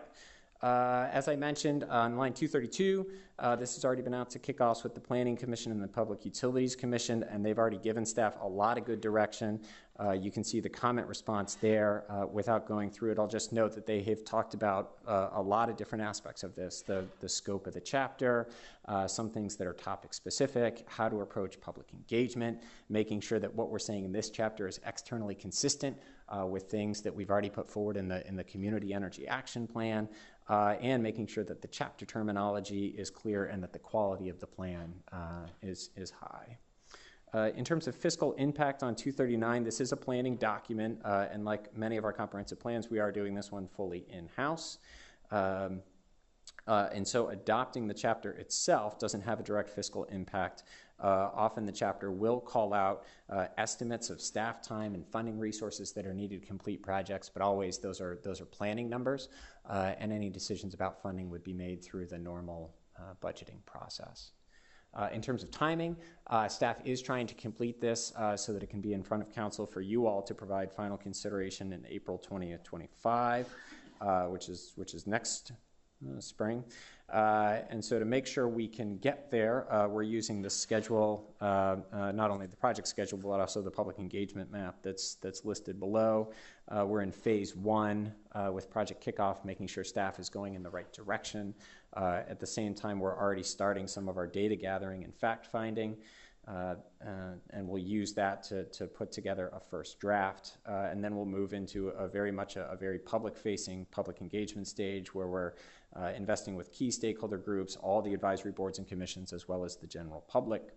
We'll use all of that to improve the draft chapter, and then we'll bring it back for final consideration early next year. There's only one attachment I want to jump to. It's actually the draft. I say draft chapter. I think there's only 2 pages in the whole thing drafted. And usually these end up being 40-page sort of documents. So this is a similar style to what we use for our small area plans, our comprehensive plans, landscape format. As we flip over to the next page, you'll see it's in a 2-column format. We like to be heavy on graphics. I try to tell people that there should be no more than half a page all text. You want these documents to be something that are inspiring. People look to them, they want to open them up. You don't want to say, oh, you got to go check the comp plan, and they open up and it's this dusty tome that's 70 pages of nothing but words. It may be accurate, but it's tough. You want your plans to be inspiring. And then, oh, this screen is tough. Vision statement, what's on the left is the vision statement from the existing chapter. You can see it's a little bit long, but there is a lot of good information in it. So we took the good stuff, condensed it, and then put it into that draft chapter, the draft vision statement that I read out earlier. If we go down another page, this gives you a sense of the depth that staff is anticipating in terms of analysis on each individual topic. So this is the sanitary sewer. We started with this one because there has recently been a lot of analysis done. And actually, if we go to the next page, you'll see that's the entirety of the analysis for the entire sanitary sewer system. So in no sense is this an exhaustive search of each system, but it is enough. If you go back up one page, please. It is enough to explain why sanitary sewer matters to a community from a public health and safety standpoint. And then it quickly catalogs what the city has. How many feet of pipe does it have? How old is the pipe? How long can we expect that pipe to last? It walks through an evaluation of needs, what's needed from routine maintenance, capital replacement, and then capital expansion, as I mentioned, given demographic projections. And then if you go to the next page, what's laid out is next steps. Some of these things are operating strategies. Some of these things are specific projects to undertake. As I mentioned with our partner agencies, a lot of this might be when franchise agreements come up. What are the things that are most important to us? And so this is not going to be something that happens, overnight, but it is something that's going to play out over 20, 25 years. And that's the reason for having this kind of policy document to provide that guidance. So anyway, I use that one as an example. And as I mentioned, there will be a conclusion at the end that summarizes across all the topics what are the things that need to happen over the next 5 years. But I will close my report there, and I'm happy to take questions and direction. Great. Thank you for kicking it off with us tonight. Who's got questions and comments for Paul? Mary Beth? I like your vision statement, Paul. Me too. I didn't even want to wordsmith it, Paul. I'm not. I just want to put that out there at the beginning. I won't wordsmith your vision statements. Very good. On the community engagement, or at some point, I think you need to include the school board because they have 5 facilities that they're in charge of. So I don't know if that's in the community engagement piece or earlier in the planning piece to work with the school board or the school staff on that. Yep, no, that's a good group to specifically list. We've reached out at the staff level already to let them know this is coming, and they're very excited to be a part of it. That's great. I think partly too, the school board is so new that they've not really had any involvement in any facilities planning. They've just been elected and it's done. So it would be really good to have them be able to see what that planning looks like. Is that it? Debbie? I just wanted to mention that this has also been presented to the Public Utilities Commission at our last meeting, and that we have a crew who's really ready to dig into this from our boards and commissions as well. And thanks for all your work, Paul. Appreciate it. Thank you. That's it. And the credit really goes to Zoe and Emily. I'm just here to present their work tonight, but thank you. I will pass that along. Please pass along to Zoe and Emily as well. Thank you. Aaron? Sorry, I was getting set up there. Yeah, so thank you. I mean, I think this is going to be a big undertaking, Paul. So I appreciate in advance all the work that's going to go into it on your team, and hopefully all the community engagement and board and commission engagement on this, because I do recognize that it's a heavy lift, and that right now in particular, we're kind of at a critical juncture of both recognizing, maybe where some projections in the past have fallen short in terms of like where we are currently, taking sewer for an example, but also in here, I think acknowledging how we've done and kind of how we expect to improve, or what it is that, the city is going to be relying on in order to ensure that we do grow at an appropriate rate with the appropriate supports in place across the board, in terms of city services, governmental buildings, schools, stormwater, sewer. And so I guess I'll look forward to engaging, on all of those issues. And in looking at the report, I guess I don't want to sugarcoat things, because there were places, I think, where we talked about the mixed use report and how, we rely on the primary and secondary criteria to ensure sufficient new revenues to cover infrastructure costs. And while it's good that we have those buildings and we have some high performing buildings, and we'll hopefully look forward to the success of the buildings that we're adding, it's the mixed use report is a mixed bag, right? Of those 9 projects, it has shown, I think, only 4 maybe of them performing at the levels that were originally anticipated, and some, underperforming in terms of the revenues that they're generating, or the costs versus revenues to the city. And so, I do want to make sure that we're leaning heavily into what we actually think the infrastructure needs are, utility needs, public safety needs. Like this year, we didn't fully fund the public safety budget, and we could have put more money into that. And we didn't, because of other things we had to fund. So I do want to make sure that, this chapter is both getting the tone right and also conveying the seriousness of purpose we need to have around this issue. But thank you in advance for the work. And I guess one thing I had a question of, the attachments mention the transportation chapter, and that's where we've housed kind of the roadways and whatever else. But I guess because we do get so much public comment, and that chapter is now 10 years old, I didn't know if we could anticipate, or in this chapter somehow think about, roads and traffic type infrastructure in terms of, the demands on local streets, or with increased users, and the questions we often field about, like, repairs and paving and sidewalks and maintenance, if there are aspects of that should be included here.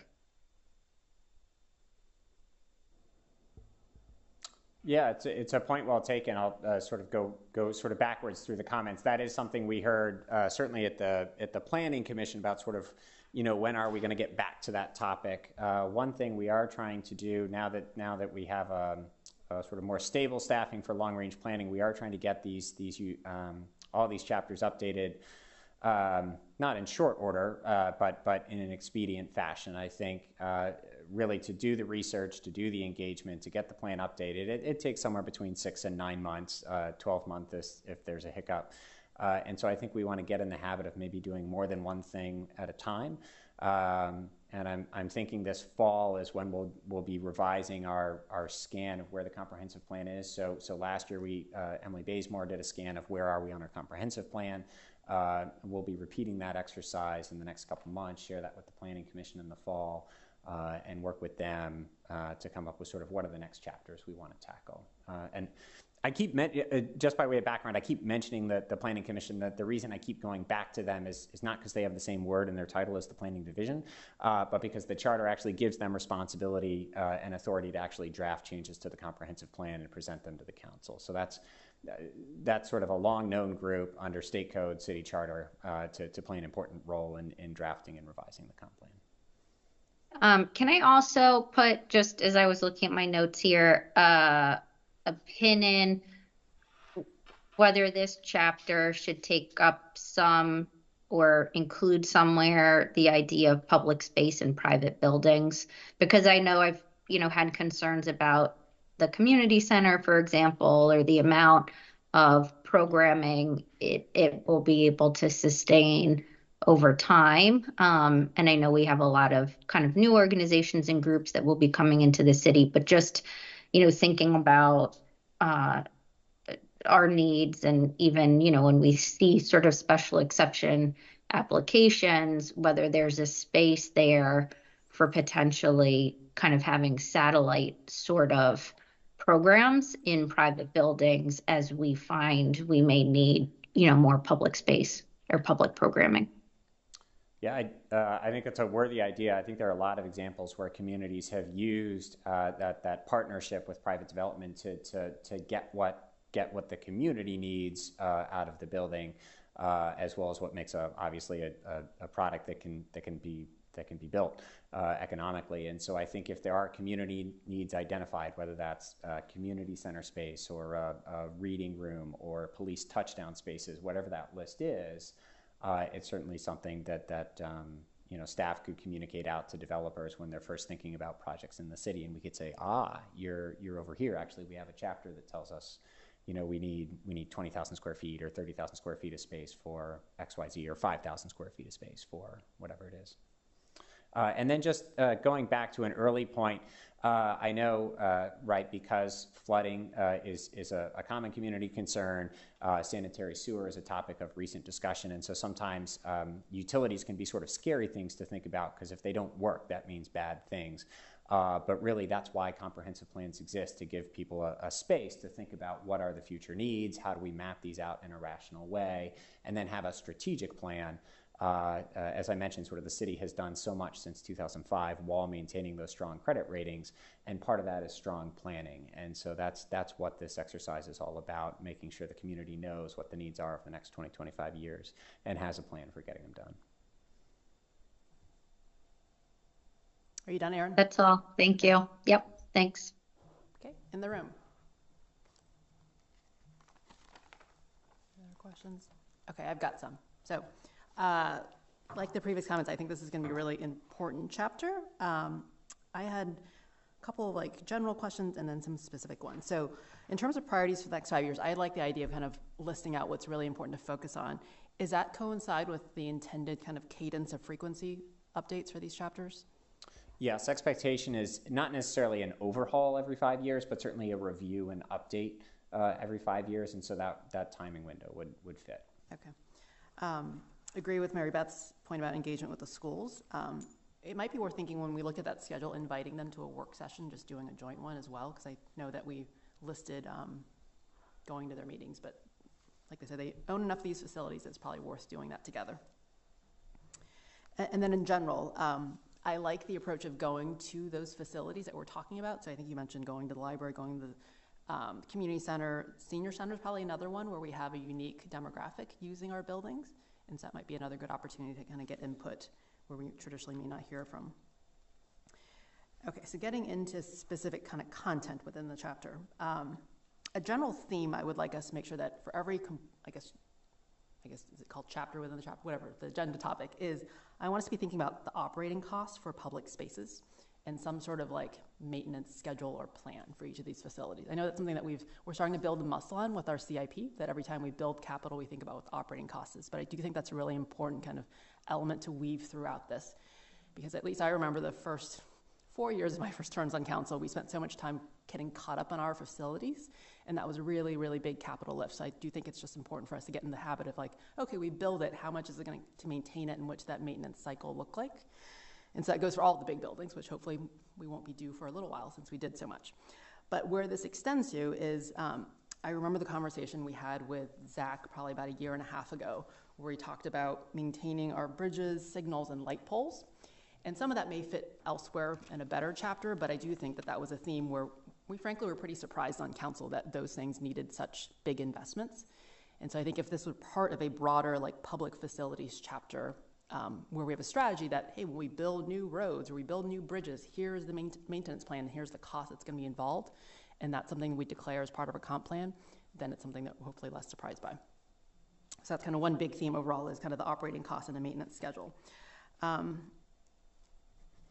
Second one is specific kind of elements, which I don't know whether they're considered public facilities, but I think some of the comments from the Planning Commission and PUC mentioned healthcare, so physical, mental care, aging senior care facilities. While they're not public per se, they are really an important part of our community. Childcare is another one where it's the second major cost for most households. And so I do feel like understanding where our childcare services and structures are in the community is good, and then what the level is, whether that's I guess, enough for our community of our size, especially where we pride ourselves in being focused on education and children. I can look at my notes. I like the suggestion of including broadband and internet access. Is something I feel like we usually rank pretty high, but that is something that it sounds like is General Assembly mandated, so including that is good. I also liked the vision statement, had no wordsmithing suggestions, so good job, Paul and Zoe. And then an overall kind of similar to operating and maintenance costs is thinking about, like, do we have sort of like a set of guiding principles as we think about our public facilities? We often talk about wanting to make sure that our facilities are sustainable, that we are efficient in how we deliver services. Universal design or accessibility could be another guiding principle. Do we want to acquire land for public use? We want to be data-driven, make sure that whatever we build meets future demographic needs and our aging population. So there's probably, and those are just things I've just brainstormed. There are probably other guiding principles that would span all the different public facilities we're talking about. But I think over time we've come up with enough things that are like, hey, have you thought about this? Have you thought about that? That I think might make sense to put in a comp plan chapter.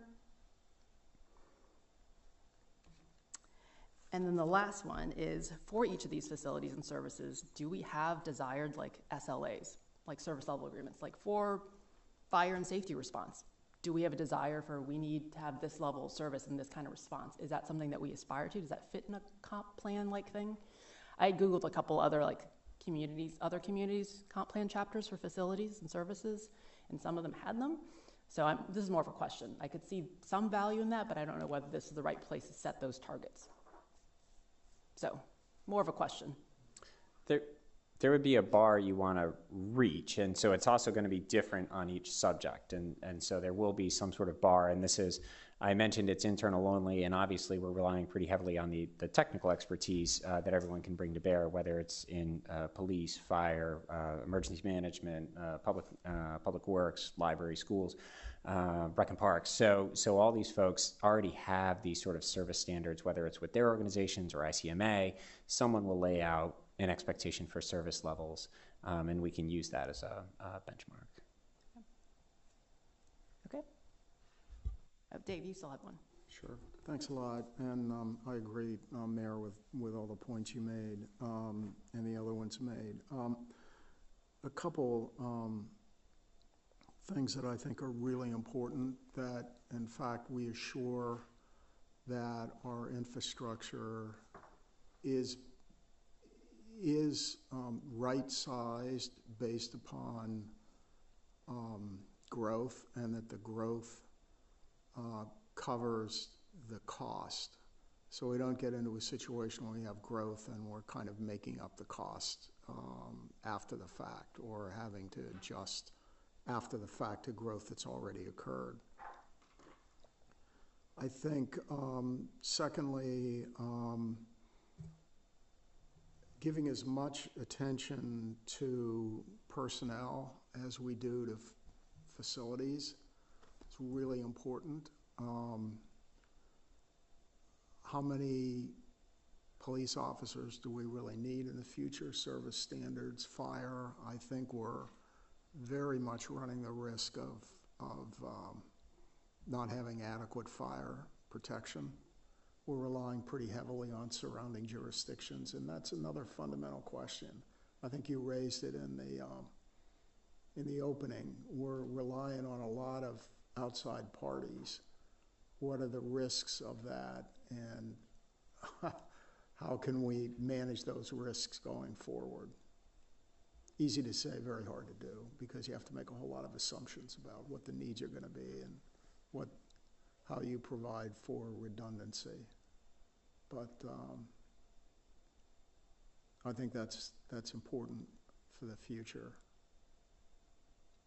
And technology, I mean, who knows where it's going to go? I mean, that's one of the challenges I think we're all facing, the rapidity with which technology is both providing new capabilities, but also, frankly, new risk. So I don't know how maybe one of the fundamental principles is that we carefully examine, as part of our public facilities, not only the upsides, but also the risks of various sorts of technology. going forward. Just a couple ideas in terms of scope. Thanks. Thank you. Quick question. Given how high level this is, I mean, this isn't really getting into the nitty gritty of the sewer catch basin and other things like that. How likely do you think this is to bring up or catch potential issues that are likely to arise? As in, had this been done 3 years ago, do you think this would have brought to light that, hey, we might face a sewer issue that we weren't expecting?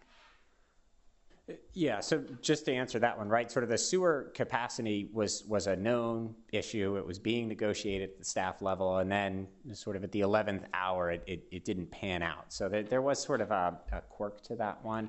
But it's a good point. If I can go back, one to Councilmember Snyder, your point about sort of what are the third-party risks, and so what do you really need to have buttoned up in an agreement, at what point in a project. So that's well taken.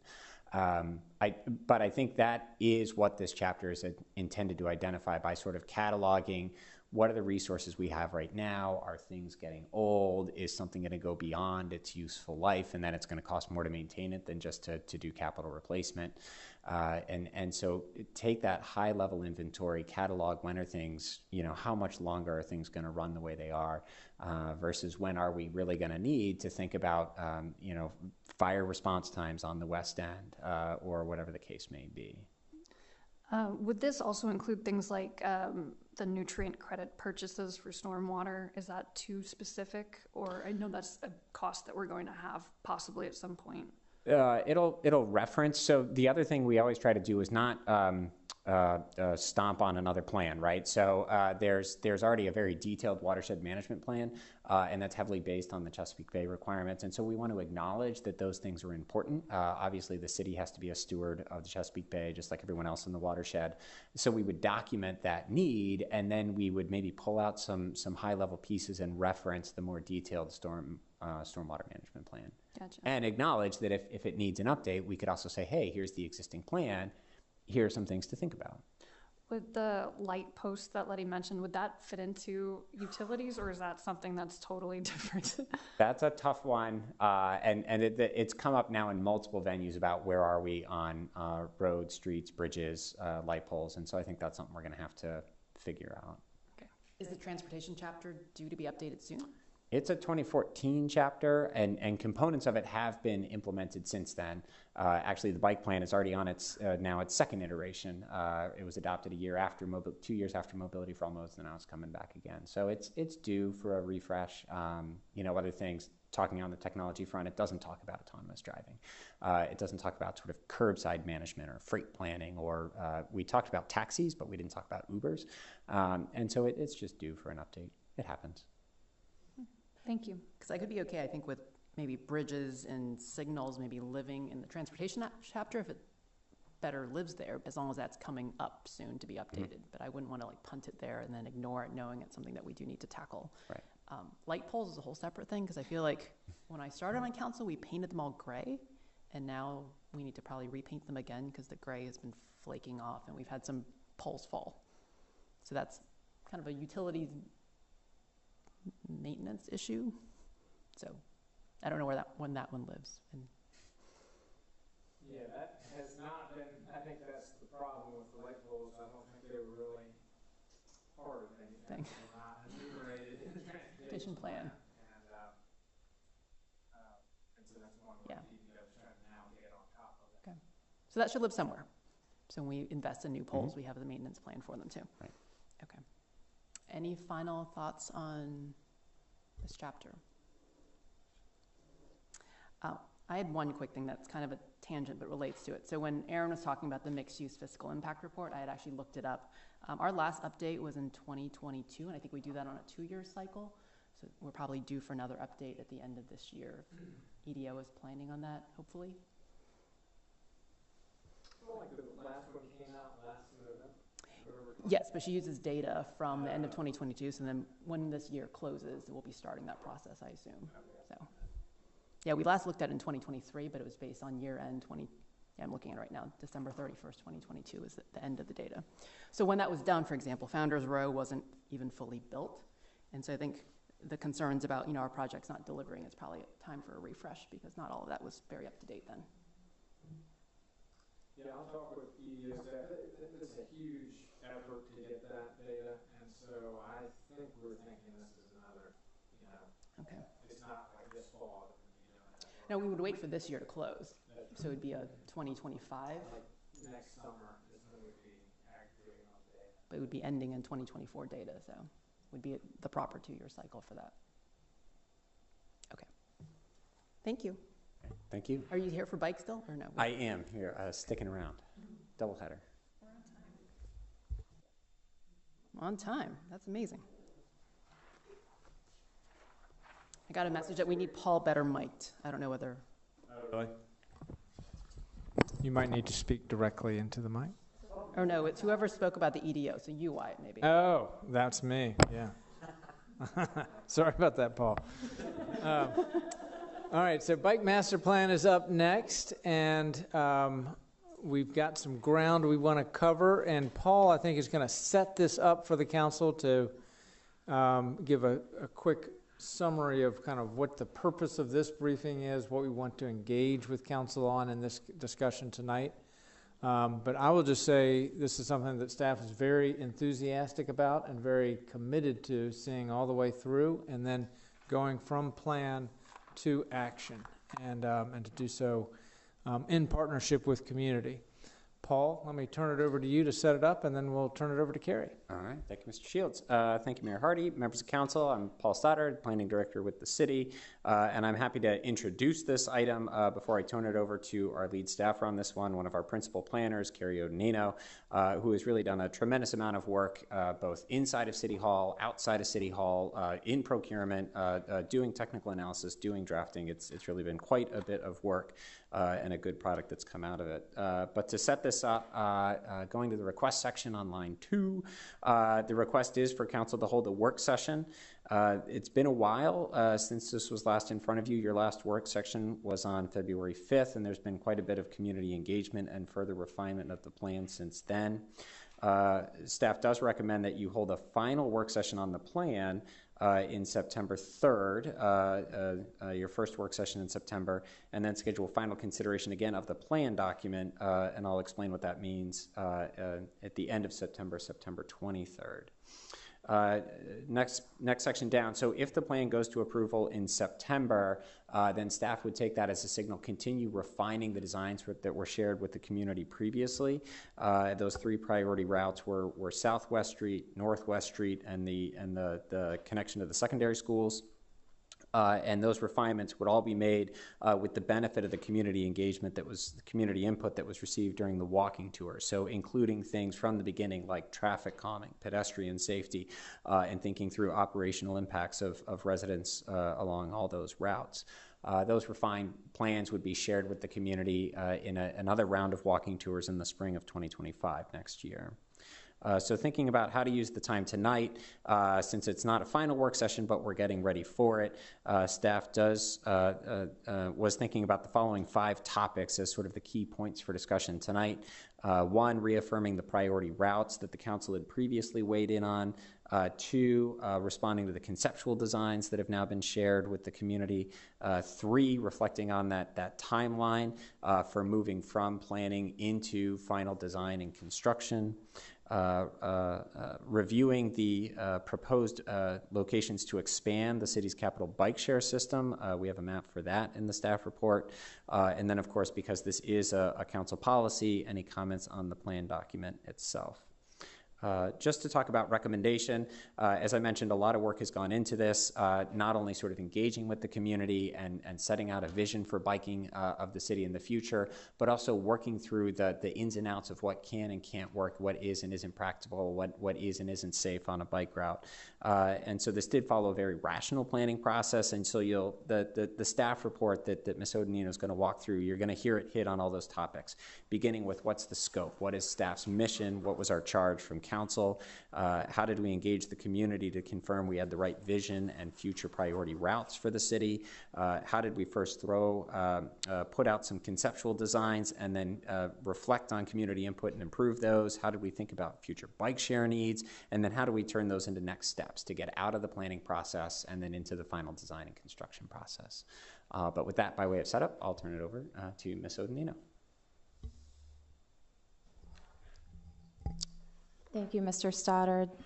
Thank you, Mr. Shield. I'm Carrie Odenino, Principal Planner with the city. Good evening, Mayor Hardy and members of City Council.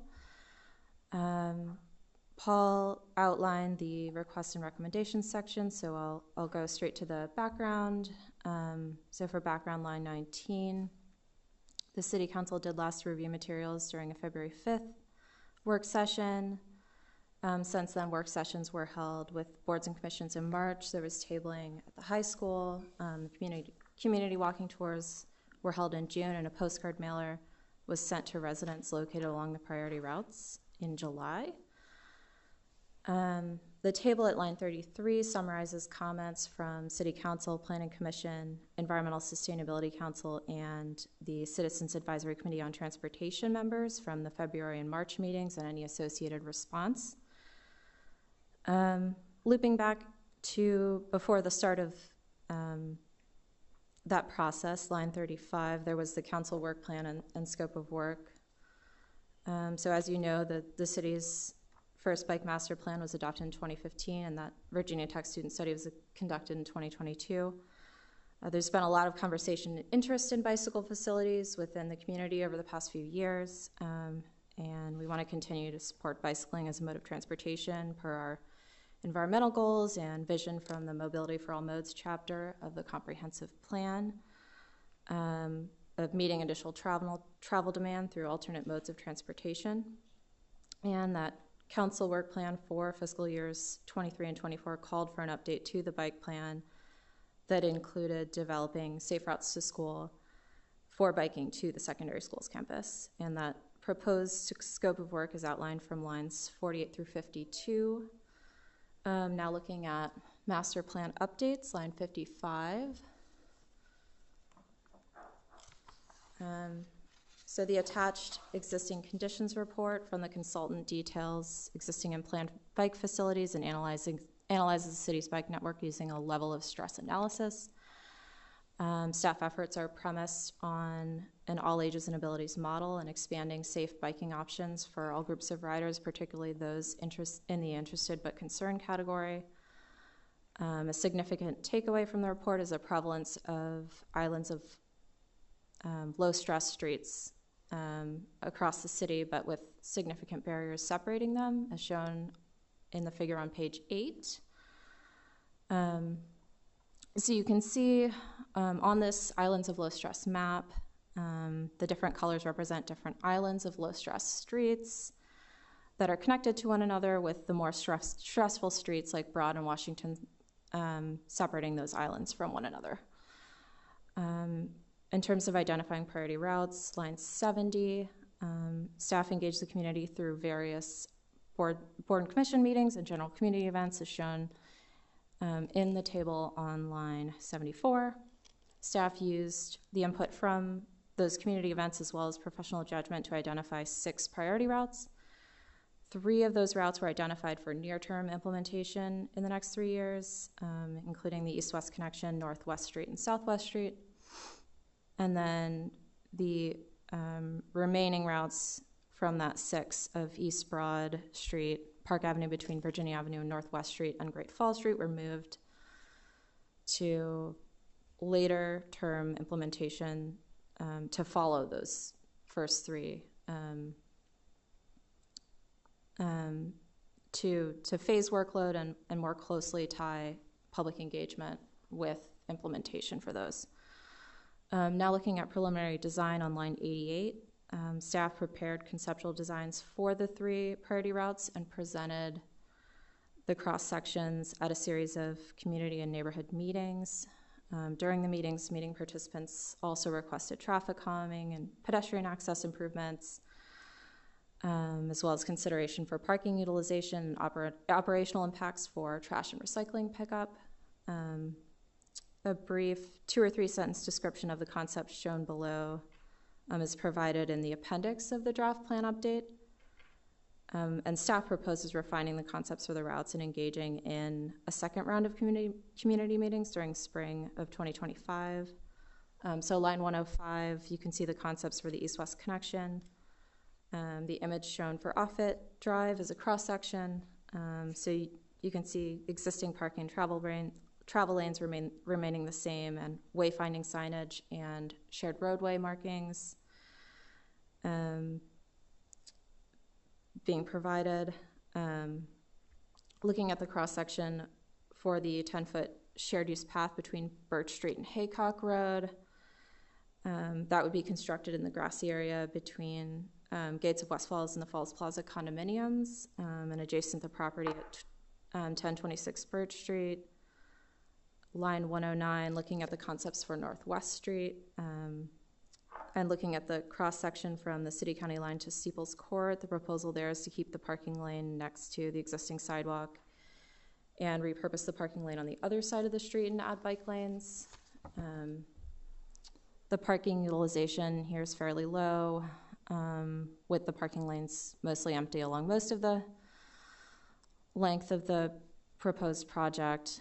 The concept for the block closest to Broad Street is to keep the travel lanes as they are and look at an intersection treatment and shared roadway markings. Line 120, looking at the concepts for Southwest Street, and looking at the cross-section from the city-county line to Ellison Street.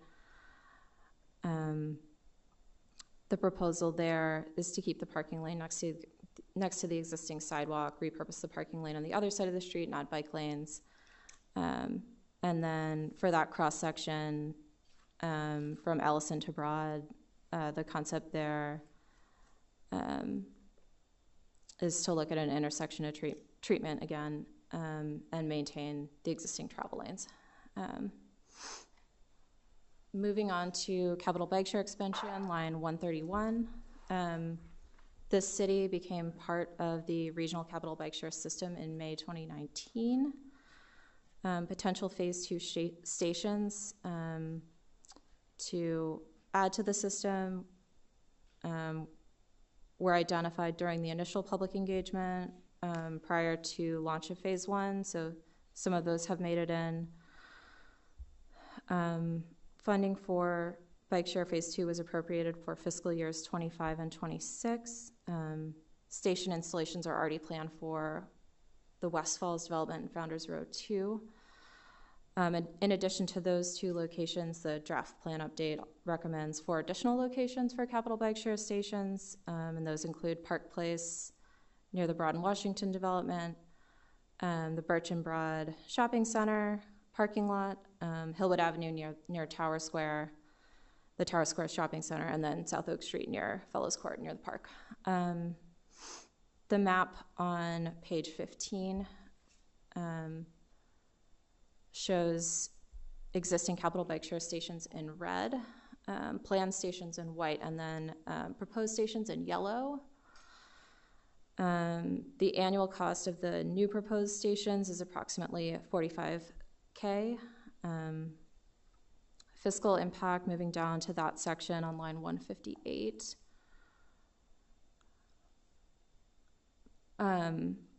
City Council previously appropriated $60,000 in local funds for consultant support for the bike plan update, and that was used to support that existing conditions analysis and earlier public engagement, earlier activities. Assuming approval of the plan update, staff will request funding as part of the fall budget amendment for design and construction of the 3 priority routes listed from lines 173 to 189. So $1.68 million for the east-west connection, $604,000 for the Northwest Street route, and $720,000 for the Southwest Street route, broken down into lines for design, bicycle bicycle facilities, and then traffic calming and pedestrian access. And then more information on operating costs for Capital Bike Share will come back to council.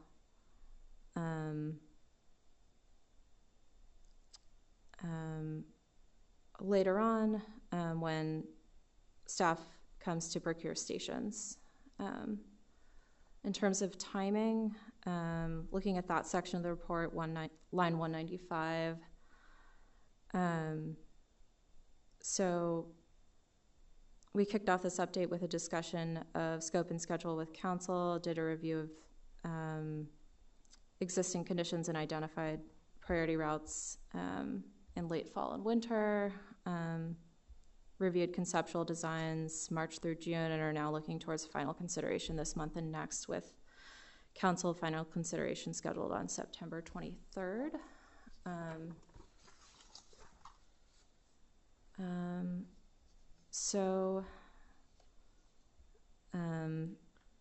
To conclude, staff is looking for any comments on the plan document itself, the proposed path forward for the conceptual designs and outreach, comments on the proposal for Capital Bike Share, and any thoughts on the schedule.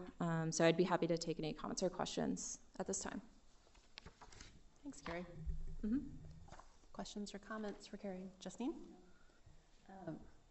So I'll start with the actual plan itself and then go into some other questions. So just, I wasn't quite clear as to what the scope of the Bike Master Plan document is. And so I have a whole bunch of ideas or feedback. And so I'll run through that list quickly.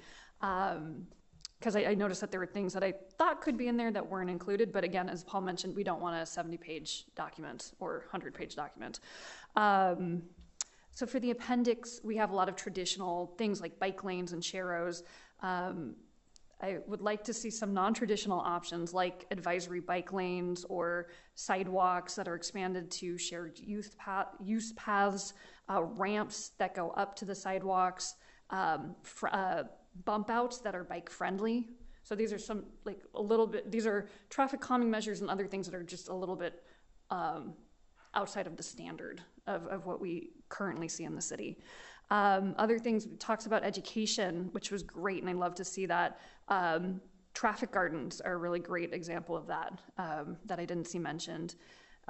Maintenance was also of our bike infrastructure. It was something that would be nice to see, you know, how often we do need to repaint or redo them, especially looking at Maple, where the poor little Sharrow has disappeared in some places. Let's see what else.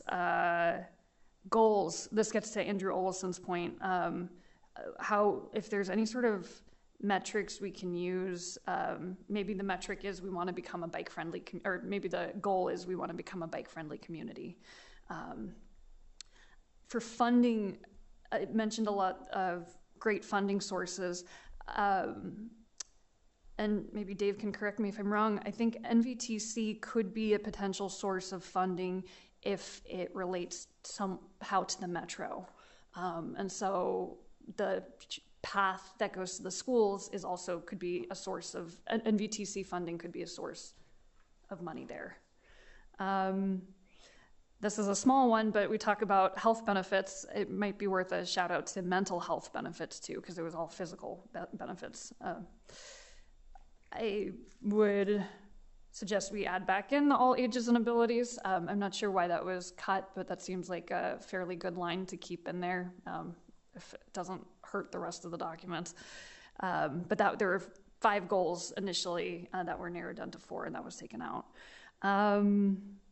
I also agree that bike trips to work are not the majority of trips taken. And so I guess in the beginning, especially, like, it'd be great to emphasize other metrics besides trips to work, because I take 0 trips to work, but I like to bike around the city for many reasons beyond commuting to work.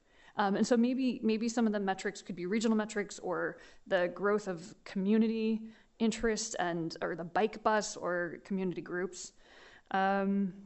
And then my final note, and then I'll get into my questions, is I guess there, on page 31, there is a note about the repaving program.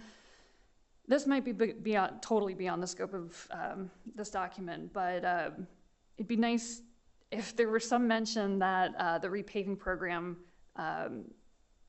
would look at narrowing vehicle lanes as much as possible for the potential to include bike lanes or other things. So it's not just we're repaving roads and they'll consider bike facilities when possible. It's they're actively thinking about if we can narrow this road for vehicle travel lanes and actually add in other things. Okay, so that's my quick rundown.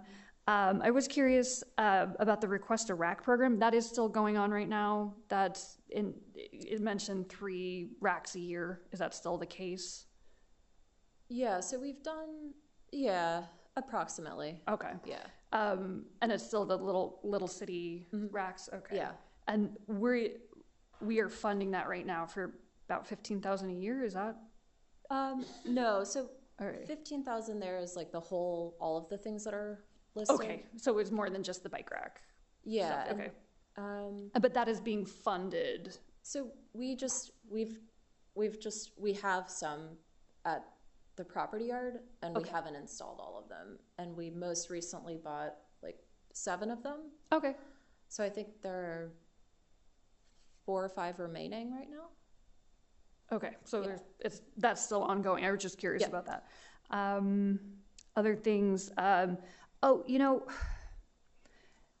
this was also in Andrew's note. He was talking about improving the existing lanes we have. Is there any?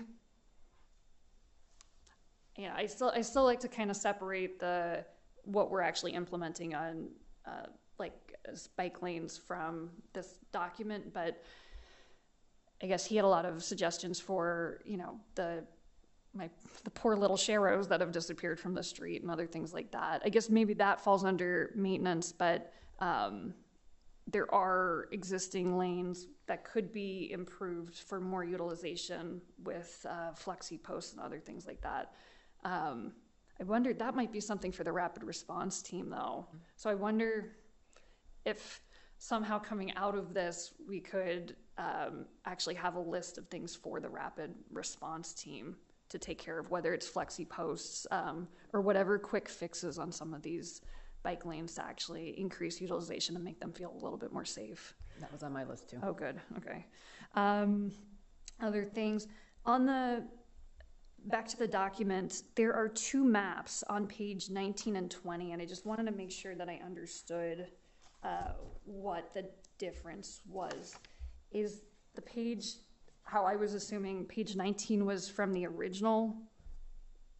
Those were the future local bicycle connections from the 2015 plan, and the page 20 is the updated version of that? I think we're jumping documents. Are you just to clarify, are you in the clean or the red line? I am in the red line. So, yeah, so I'm in the red line. This will be deleted. Page that 19 will be deleted. is a delete. It doesn't show up well, but this is deleted and it will be replaced by the. It's page 20. Yes. Perfect. Okay, thank you. That was my confusion, and that's helpful. I agree. I won't go into every single route, but I looked through Andrew Oleson's suggested routes. I thought that they were excellent. I personally picture this, and so this is, but this is a discussion. I see these routes as what could potentially be, but may never be. So it's more like these are places that are worth exploring routes, rather than this is where there's absolutely going to be a route, because sometimes they might not come to fruition. We know on Lincoln Avenue, like we're redoing the road and we're not getting a significant bicycle facility there. So I almost see it, if it's on the map, then there's like, I don't know, a 30-50% chance it happens in the next, few decades. And if it's not on the map, it's like even though like we could add more things, it's like probably not going to happen. So these are routes that we will have communities discussions around. And it could be anything from a Shero to like a really expansive bike lane, but it doesn't mean that anything's really going to happen there. It's just places that we want to have community discussions. So with that, I very much agree with getting creative, and, you know, a path to Eden Center through the neighborhood would be really lovely. And we already have some paper streets there. And so thinking of more creative, and Andrew drew that on his map. And yeah, so things like adding the rest of Annandale Road, or I'm trying to think of, he had some nice paper streets and other things that he had drawn on there. So I would agree with all those additions, and I would actually disagree with removing anything, because again, this is just a starting point for a community discussion, and it doesn't mean that anything that, you know, we're going to start ripping up the street tomorrow. It just means in the next 10 to 20 years, we might bring this up when we're looking at the street again. So with that, I almost see having the plans for Southwest and like all the different streets plus this bike master plan as like a lot together, as in it's almost like we're looking at the utilities plan and then also adding in the storm catch basin or something like that, where it's a lot. And so I would almost suggest separating them out a little bit more specifically. Like, it was great that a letter went out to, or a little mailer went out to everybody, but the feedback that I got from community members is they were interested in Northwest Street. And I went to the bike master plan, and I went to all these documents with the bike master plan. And so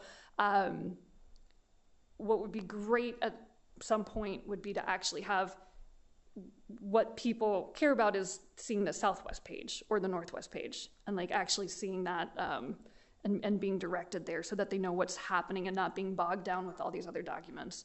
And then, let me see, three more things. The 168, well, this is one of the numbers I saw, $168,000 for traffic calming as part of the like Northwest or Southwest projects. Would that include things like a raised crosswalk? What sort of traffic calming are we talking about?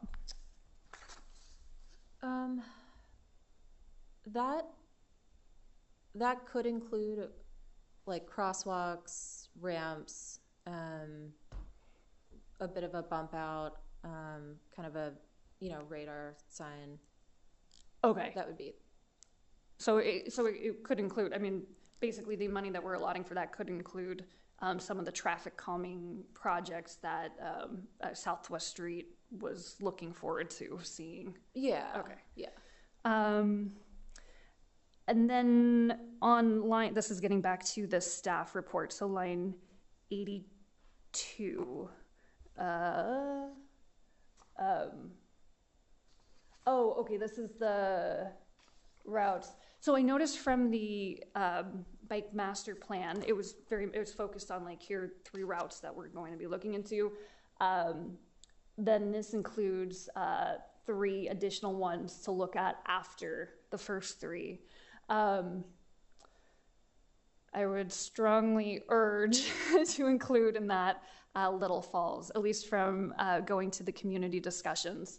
Little Falls came up at the last community discussion I was at. That was like written in big letters and people started a bunch. And it's come up several times. And so, especially if we want to have useful bike lanes that connect from the WNOD trail to Commerce, that is a particularly useful one. So I would just stress that being included if we are going to mention things that we'll look at next after the 3-year time period is up, then I would highly encourage that be in there. And then my final line or thought is, so the proposal that I saw up there for Southwest Street, Northwest Street too, looks very uniform, as in you would get rid of parking on one side, have parking on the other side. And it would just, what it looks like it's communicating to me is that would be the whole way down. is there a plan to go block by block and actually look at this on a block by block basis to see where it makes sense to keep parking, where it makes sense to remove parking? Some houses have parking on the side streets, and others, I guess, don't.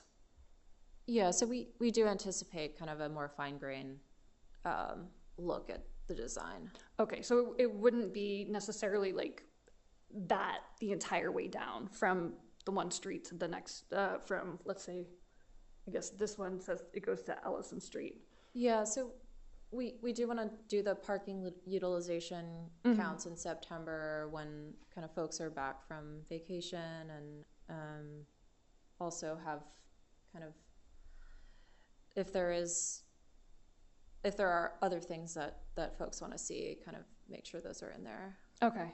Yeah. Great. Okay, so I guess that would be helpful to, I guess you did communicate that there would be parking studies done, but I guess as much as possible communicating that, because I do know that, what is it, between Ellison and Parker, there's very high parking utilization. Yeah, we were thinking we may need to take that block out. So Okay. we want to get some numbers on it. Okay, Yeah. perfect. Yeah, so I think as long as it's done on a block by block basis and really looking at this where it makes sense to, use option, if I can remember, option 4 versus option 3 versus option 2, or whatever combination, and not necessarily, saying this is the only way forward and it's going to be no parking on this side for the entire way. As long as that's communicated to people, I think that's useful. Anyway, thank you so much. I really appreciate all the work and time and energy and going out on the street and talking to people. And I mean, there's just been so much. So thank you for doing that. And that's all. Okay. Who else has comments, questions? Dave? Thanks. I think Councilmember Underhill, I think particularly at the end of her comments got to the question I have, which is there anything in here that people are going to identify as an area that is extensively used for parking that we're going to eliminate the parking? I think we need to know that before we go much further, because that's already triggered a lot of commentary on both sides of the issue.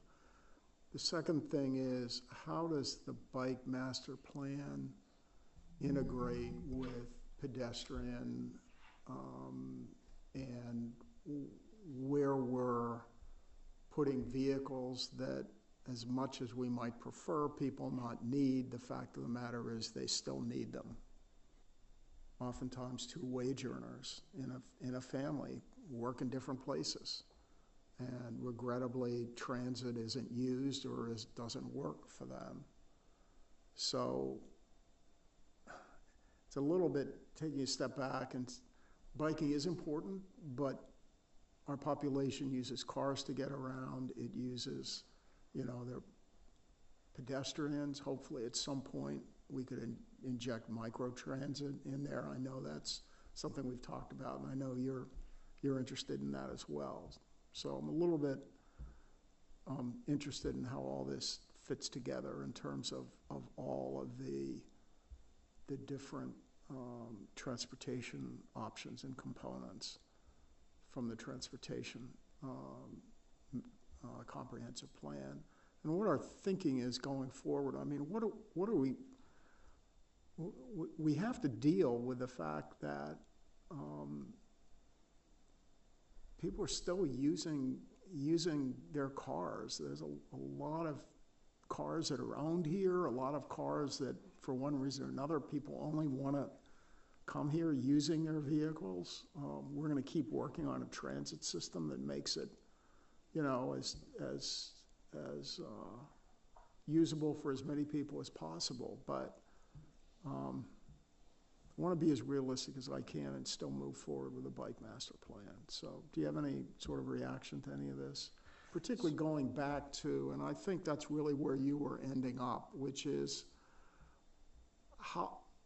we've got to recognize that there are parts of these streets where people need the on-street parking, and whether we like it or not, they need it, and I would like to figure out how to deal with that so that it doesn't prevent the other good parts of the plan from moving forward. So if I could sort of jump in, right? Some of this is, you asked about sort of what's the motivation behind the bike plan. We didn't repeat the exercise this time, but I do remember we did it when we did the first bike plan, and we asked people a series of questions. We said for different things, right? Going to work, visiting friends, riding for exercise, going out to eat or shop, whatever it is. How often do you ride your bike today? So this is a sort of a point in time. How much do you use your bike? And the answer was sort of not surprisingly, not very much. And then we asked the same set of questions, and we asked how many times would you like to ride your bike? And there was a big increase between what people are using their bikes for today, and this is the today of 2015, versus what they want to use them for in the future. And I think some of that is a reflection of the facilities that are available, right? The WNOD is a right, First Mile in Falls Church. It's a jewel of the Nova Park system, and thousands of people use it every day. And so they're going back and forth. And that was what actually led to the city's first Sharrows and wayfinding along Park Avenue in Little Falls to try and get people off the WNOD into the commercial center. And that was started by the CACT. To wrap up the answer, I think some of what's going on here is very much a recognizing that there are those islands of low stress, and people feel comfortable biking in small pockets of their neighborhoods or immediately around their house, but they can't get to where they actually want to go. We did that origin destination analysis, and it showed that people want to be able to bike around, but they can't actually get from one pocket to the next. So I think what's proposed here is let's start building that network to connect those pockets. And the point is well taken, right? That's exactly what we heard when we went out to the neighborhood. They said they want a more complete design. They want one that addresses pedestrian needs, one that addresses sort of parking access. And so that's what staff is proposing exactly to do, is that we would use the fall to go back and build a better design that does look at a block by block basis, what is needed for parking, for pedestrians, for people on bikes, and we would bring that back to the community in the spring. And that would still be well in advance of construction, which we think at the earliest would probably happen in the fall of next year. Yeah. So to add on that to make sure when I was reading this, so in the bike master plan that we're due to approve in September, it doesn't commit us to specific cross sections of street because that work still needs to happen. What it talks about is routes around the city where we can connect people and give people options to use a mode of transportation other than cars. The specific block by block, like this discussion will still need to happen street by street. Is that correct, Paul? Like the plan itself does not say we're immediately removing parking on this side, because that will still need to be done as separate work. No, so the reason for describing the routes in the sort of high level is this is the guidance that would be provided to staff to go try and build a facility that looks like this, but understanding it has to be done on a block by block basis. And so we would do that analysis, and you're exactly right that we would present those plans in the spring, and that's still several months ahead of any sort of installation. And so that input in the spring is going to refine the plan, and then it can proceed. Yeah, just to follow up, I think that's really fundamental because people are probably going to go to the visuals pretty quickly. Mm-hmm. And so it ought to be really writ large what they are and what purpose that they serve. And I know you say it, but you've got to be really clear, and we've got to be able to say it when we talk to people in the community, what this plan does and what it doesn't do at this point. And as well as, of course, move forward biking as a realistic option for more people. Yeah, okay, thanks. Erin? Yeah, so I just wanted to follow up on some of the concerns, and I need to read this more closely still, but I still do share, and Dave just hit on this, and others have talked about it, just the concern on messaging and where we are and what the bike plan does or doesn't do at this point in time. And I think in Andrew Ollison's comments, he talked about that Appendix B seeming prescriptive and not yet having consensus. And I think that when we have those routes there and we assign, specific funding amounts to them and are talking about, budget amendments, that it's in conflict with saying, oh, we're going to do more examination of this and kind of block by block examination. And yet, like, there's a very specific number assigned to things and timing assigned to things. And so I think we do need to kind of reconcile some of that tension in explaining to people where this is or isn't at this point in time. And then I guess too, on the priority routes, because of where this started and then the 3 routes we ended up with, and I'm not, saying anything or passing judgment in any sort of way on the other routes. I think there's some routes that were problematic for many of the reasons that Andrew included in his comments.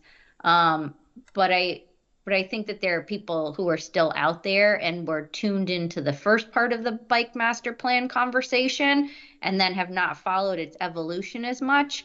And so I don't know if there's something that we can do here to kind of say, we started at these 6 and we narrowed it down to these 3. And the other people who were like, well, what happened to the other 3? That's near where I lived, or I had comments on that, like that we need to kind of close the loop on that conversation some way. And I don't know that we've done that, but it feels like that needs to happen. And then I'll just echo also the other comments and Justine's comments about, really hoping that there's, information in here in terms of expectations regarding the maintenance of existing facilities and improvements to existing facilities that do already see higher bicycle use, so that people can be confident, and comfortable when they're using those routes that already exist, but maybe don't fully reflect the extent of this council's commitment to this issue and the kind of traffic, pedestrian, cyclist safety overall. So that's the scope of my comments tonight. Thank you.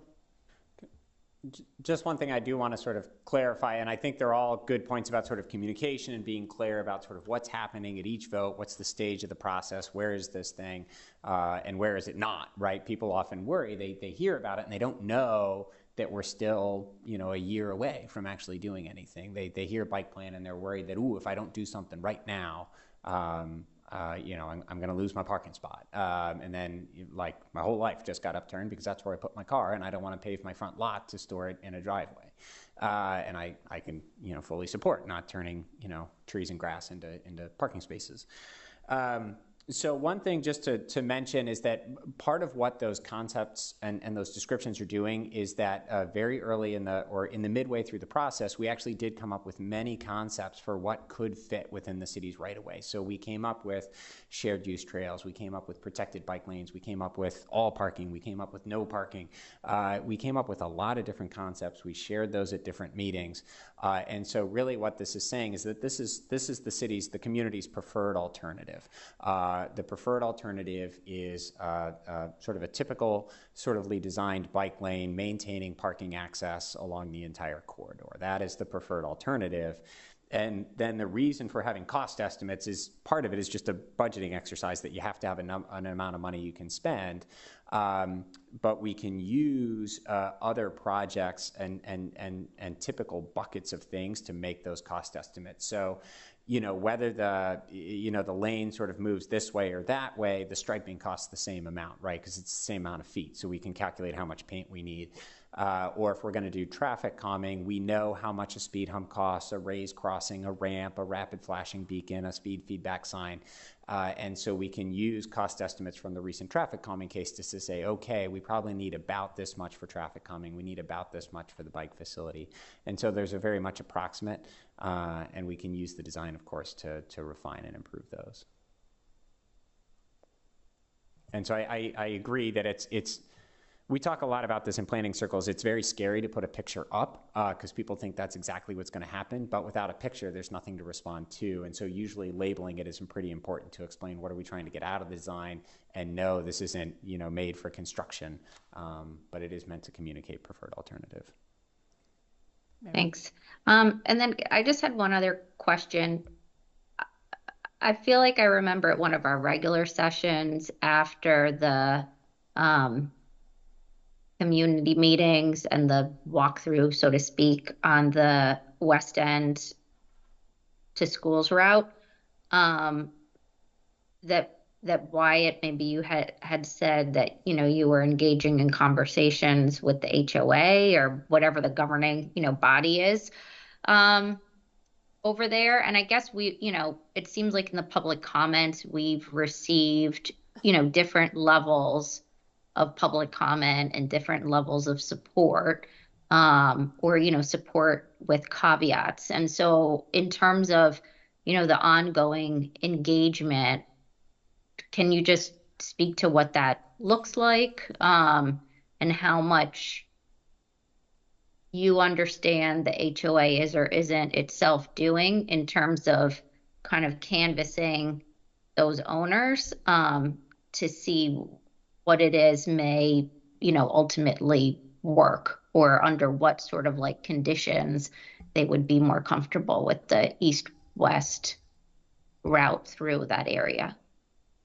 Because I think we all recognize the benefits of getting that route, and why, people react to it more positively than having kids on West Broad Street or behind the shopping center. But I just wasn't sure kind of the nature of ongoing conversations, given some of the public comments we've received. So the conversations we've had with the HOAs have been appropriately very preliminary. And we've discussed concepts, and we've tried to gauge level of support for those concepts. And what I can relay is, and Ms. Odanino initiated a lot of these discussions, and I've joined one of them, as did Andy Young, Deputy City Manager.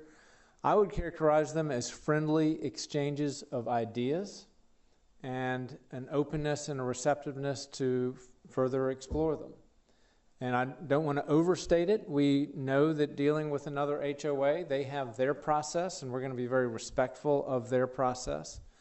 And also understand that as a public body, we have our process. And so that's a lot of what we talked about with them about was, these are things that take a while to happen. And, but having said all of that, I think there was some enthusiasm about the idea. And so that's what I can report. I think that that's one very positive thing that has come out of this planning process, is it has opened up some new ideas that we had not been exploring previously about this very important connection to our campus. So I think that's a really great development that has come out of this planning process. Okay, that's all helpful. Thank you. Mary Beth, you had something? Just a couple questions, and let me see. So a lot of these got covered, but one of the things, and I think it was Aaron who was just talking about the tension between the long-term planning and then the short-term, what's in the appendix. And as I'm looking, this picture right here, this is in the staff report, but it's not actually in the plan, right? Is it going to go into the plan, or are they two separate? Like the appendix at the end of the plan lists these three priority routes, Right. but it doesn't have these examples. So I think that's where people maybe, that tension is, what are we actually, is this a big plan, or is it little specific areas? Yeah, so staff looked at how other plans in other localities handled it, and that's where we sort of got the approach with just having the description instead of a picture, since it may not. Right. But will these pictures actually go into the plan, or are they just part of the staff report about the plan? So Like the line 105 picture. Right. Some of that might actually be a question for council. So, right, some of this conversation that is actually happening here tonight is sounding a lot like the 2013 conversation around the PED plan, that you can't show a diagram because that's exactly what's going to be built, and people don't like exactly what's in the diagram. So there is, and maybe this is why other communities have landed with this similar approach of sort of describe in text what's going to be there so that the design process can actually happen. and that the community engagement process can actually happen. If you start with this, it looks like the decisions are already pre-baked, and it's actually jumping ahead a little bit of the analysis. So I think some of this might actually be sort of a community perception question, and I think that, that makes it a council question of actually what would help. And that goes to my next concern, which is just the southwest piece of it. Because we're waiting for Founders Row to get finished and we're not quite clear what the traffic impacts are going to be there, and it seems like a rush to get that one done when there are so many other changes that are going to come to that neighborhood in the next year. So even to study parking right now, there are just going to be some changes to traffic patterns, to people turning in and out of that parking garage, to different kinds of traffic. So if we really want to do right by Southwest, we should probably wait until it settles a little bit before we do more work there. I don't know what other people think about that. And they're getting traffic calming, hopefully sooner than later, right? Right, right. So how does that all play into any decisions about changing lanes? And then the people that were worried about losing the parking right in front of their house and having to cross West Street without a crosswalk, and is that going to be worse because there's a mixed-use development there? Is it going to be better? We just don't know. Another question I had was regional connections, and I know that that's covered a bit in here, but we're all going to talk about Andrew Olson. Andrew Olson says, but in his letter he mentioned Fairfax is doing a Fairfax plan and Arlington has a plan, a loop. And does this tie into those at all? Or is it really just Falls Church centric? I mean, I know there are parts that were regional in there. Yeah, so so they are doing an update right now. He mentioned South Washington Street. They also applied for funding for a study that goes all the way up to Broad Street. Right. Yeah. Right. Right. Right. Yeah, it is a question with Washington Street.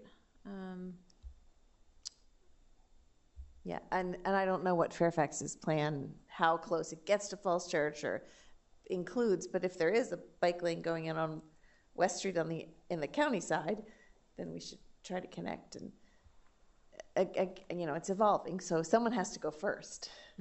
But I'm just wondering what if you've taken it, if you've looked and seen any of that, looked at any of that. The first bike plan was based a lot on a network analysis, looking at what Arlington has, what Fairfax County has, how does it approach the city, what are the right routes to continue through, talking along those ideas. It was really the design principle was connect to what's around you, but also connect the city's neighborhoods to the city's commercial areas. That was the design principle.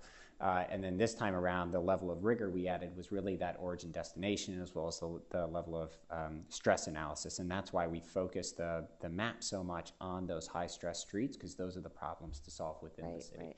Right. But I think before we bring it back in September, we can do a double check to make sure we're consistent, at least with what Fairfax County is thinking about for the future. That'd be good. I appreciate that. And then the last one is just the metrics and the bike-friendly community idea.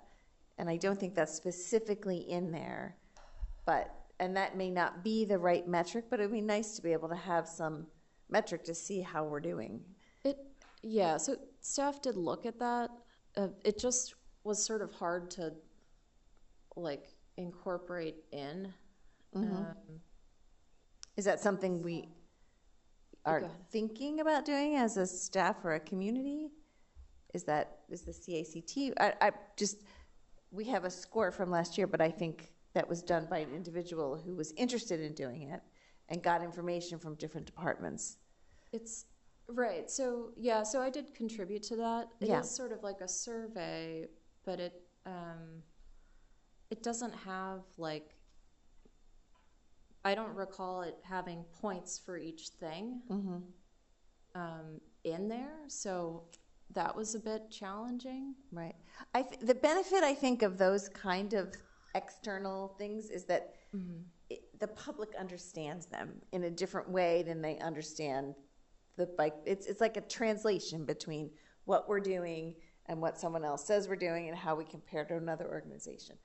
And sometimes they're measuring things that we don't really value as the most important, but I do think the benefit of those is that it creates some kind of common language that people can understand jurisdiction to jurisdiction.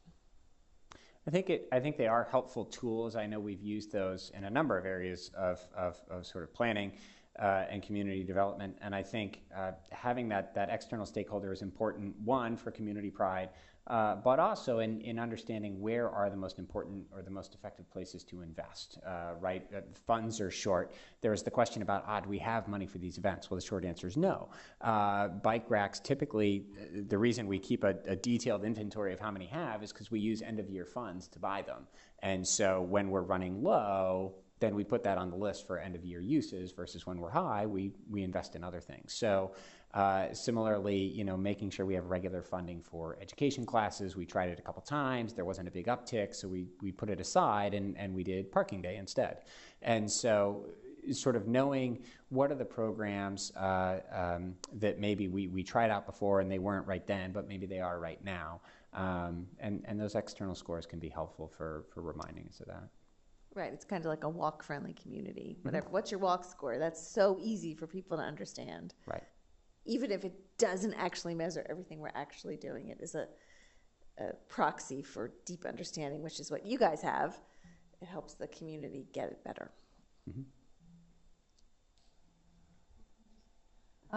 Regarding Founders Row 2, that area from Ellison to Parker is like already pretty parked up, and so I can't imagine like Founders, like a parking study now versus later, I can't imagine that it would change very much from being like very parked up all the time.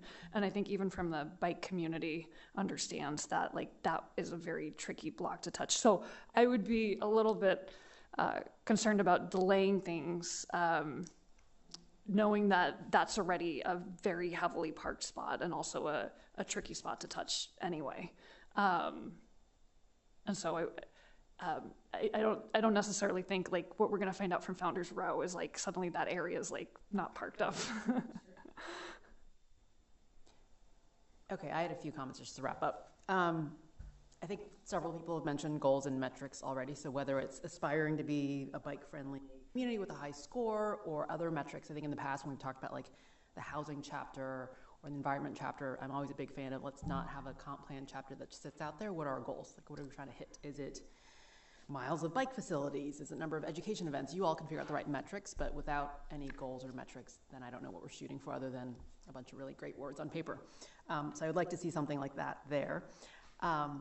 I do think that per the low-hanging fruit point about what could be rapid response team eligible, besides these three big projects, which I know it's going to take us some time to get through, whether that's protecting an existing bike lane like on South Maple, Roosevelt, and Hillwood to get more utilization.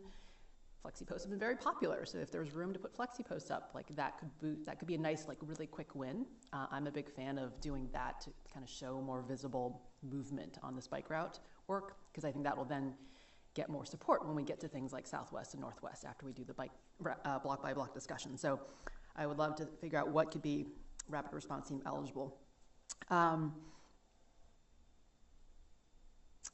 We just talked about in the utilities chapter having kind of like a 5-year priorities like summary. Is that kind of what Appendix B is meant to be, plus the 3 other routes that we talked about? Yeah, I think that's based on where we are sort of staffing-wise, funding-wise. I think that's right. The scope was to think about what are we going to build in the next 3 years. Yeah. And so these first 3 routes are expected to take a year and a half. And then, right, so we would do that. And the other thing we've learned, right, some of the lessons learned we've had from grant funding, capital planning, is that you want to, as Ms. Odonino said earlier, you want to match your public engagement to your implementation cycle. So we're nervous about holding walking tours for something that may not go to construction for 4 years because there's going to be turnover, change of pace, and so we're going to have to do it again. And it's not a bad thing to engage people again, but it's a bad thing to get people really excited or really worried about a plan that ultimately isn't going to, go in that form or fashion anyway. And so I think we would get these through. I think the staff thinking is we get these 3 priority routes done. We can be working on the rapid response at the same time, and then after that's done, we would do this exercise again for the next 3 routes. Okay. I guess to answer the question of do we want to show the cross sections in this section or not? I guess I kind of like it the way it is because, and actually maybe we can even add a line at the beginning that's like, hey, these are the 3 priority routes. We will have neighborhood specific meetings to talk about the cross sections so that we don't commit to saying this entire stretch is going to look like this. Because I do feel like to avoid, upsetting people unnecessarily knowing that there's more work to come. I like it as words as is now, even with an extra caveat at the beginning of that section. And then I might even throw in hey, there might be rapid response things that we might get to Little Falls or Park Avenue, East Broad, those other 3 routes we talked about as kind of that 5-year plan. I was just reflecting that how we've only touched the utilities chapter, 2005? And whenever we last did this bike plan was a while ago.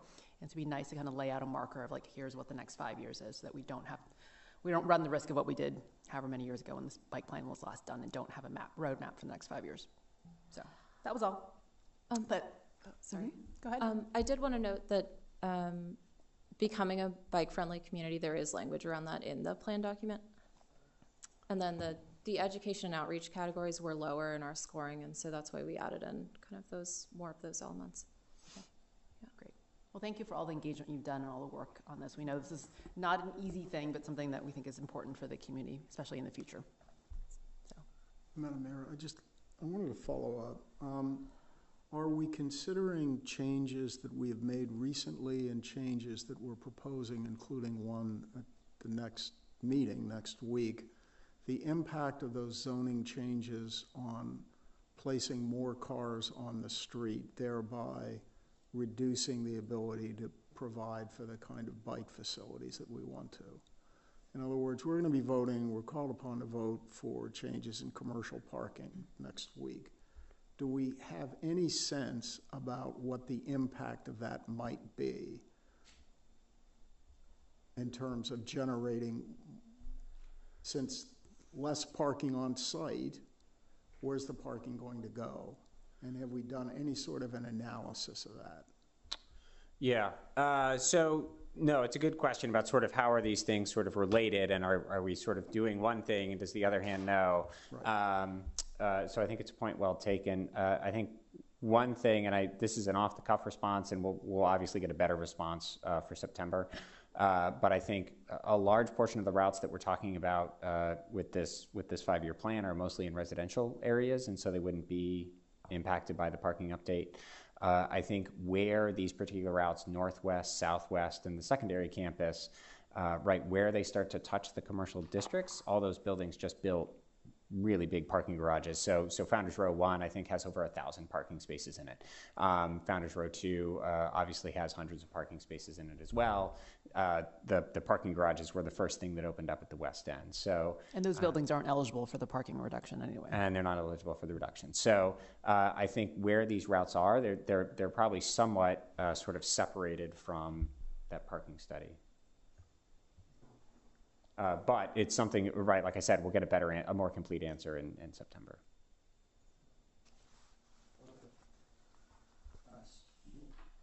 Thank you, Carrie. Thanks, Paul. Thanks.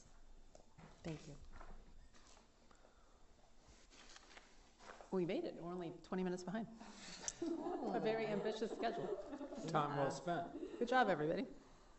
We're ready to move on to the consent preview. And I'll just walk through them very quickly. I don't have my printed agenda, so bear with me as my computer warms up. Electronic participation, Sheehy Ford, and then the geothermal thing we talked about. That's right. And so the Sheehy Ford item, I'll just note that's not to purchase additional vehicles. That's a contract to outfit, particularly our public safety vehicles. And so I just wanted to make that clarification, and I'd be happy to answer any questions about these. Dave?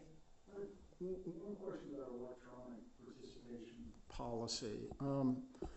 At least one of the regional boards I'm serving on has concluded that if you're participating remotely but you're not on camera, that you're basically not participating, that you can't be included in a vote. and that you cease to be part of a quorum at that point. I would disagree with that notion. Okay.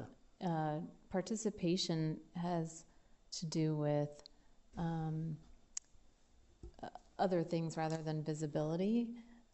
This question has been asked and answered by the FOIA Council concerning whether a member of a body can attend a meeting and remain silent without participating in discussion, and does that attendance constitute, participation, and does that person's attendance count towards, the rule for meetings, and the answer is it depends on context. So it's a more detailed analysis than whether or not you're visible or whether or not you speak. Apparently, their interpretation is that if you have the capability for video and you're not actually on camera, even though you're still participating from an audio standpoint, that you are, I don't know the exact way to say it, but you can't vote. It's as though you are only considered participating in the meeting if you're on camera, if you have the camera capability. Does that, I don't happen to think that that's a good rule. Yeah, I see the difference from what I thought you asked. I still disagree, though. I think the remote participation statute allows remote participation by video or audio or telephone. So, to my mind, any of those would qualify. I think it's NVTC that, based on legal counsel, has concluded that. So I want to send it your way because I don't necessarily agree with it, but they seem to think that that was pretty well dictated by state law. And I think maybe I could follow up with you. There were some last-minute changes in negotiation and bills, and I was quickly trying to find the VML thank summary. you. So maybe there's something more recent. Once with camera stuff when they expanded. Well, if you'll need to look at it more closely. Yeah, if you'll allow me to look at it more closely, my question is, are you asking because it affects our public body here, or your participation with the NVTC on behalf of the city, or both? Right now, I'm more concerned. There are also about discussions that that's discriminatory if you are in an area that doesn't have broadband that supports video but are participating remotely, because I read something about that as well, that there were concerns about that, the equity of broadband supporting video. Right. Okay. Well, I can look into that. As is evidenced tonight. Yeah, I'm not saying I agree with that position, but right. It apparently is the view of at least one of the bodies that some of us serve on. Well, I'm sure they have. Yeah, I'm sure they've looked into it more than I have at this point. So let me look into that and report back. There might be something I'm unaware of, but at least when I read the statute on its face, it talks about telephonic participation. I mean, I don't think it's I think it makes no common sense at all, but that's okay.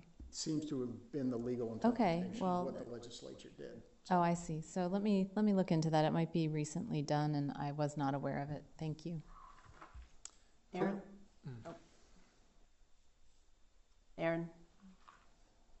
Hi. Yeah, my question was on something else. And I've been coming on and off camera more because I can never tell how distracting it is based on how large the camera person is on other materials to either be on camera or off camera for the entirety of the meeting. So I'm not, lording over people behind them all meeting long.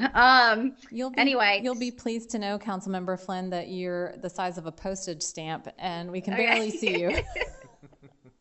So anyway, my question was on the upfitting contract, and I just didn't know for reference in the past, this contract is what, 180, or the authorization or whatever it is $180,000 per fiscal year for upfitting vehicles. And is that generally what the cost has been year over year in the past for police, sheriff, and emergency vehicles? Like, how does this relate to other years? It is more than is typical, and that's why we're bringing it to City Council. And it's because we've had, I think because of those supply disruptions that we've spoken about, there's been a backlog, and now we have sort of a slug of vehicles that are coming through the process, and we're exceeding the contract allowance amount, or the threshold by which council has to approve the contract. Okay. Yeah, that's just helpful. I mean, I looked at it and I was like, gosh, that seems like a high number, but I also had no basis for any sort of comparison. So, that's all. Mary Beth? I have a question on the remote participation. I think this might be the third time we've adopted a remote participation ordinance based upon changes in Richmond. The first time we did it, though, all of the boards and commissions then had to adopt their own, they had to agree and adopt this as well. So and I see here that we encourage each public body within the city to adopt its own rules of remote participation.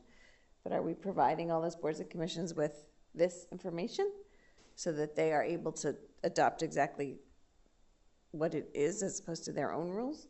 The city clerk historically has provided a template for them to model. Okay. Yeah, that would be a question that she could answer for the council.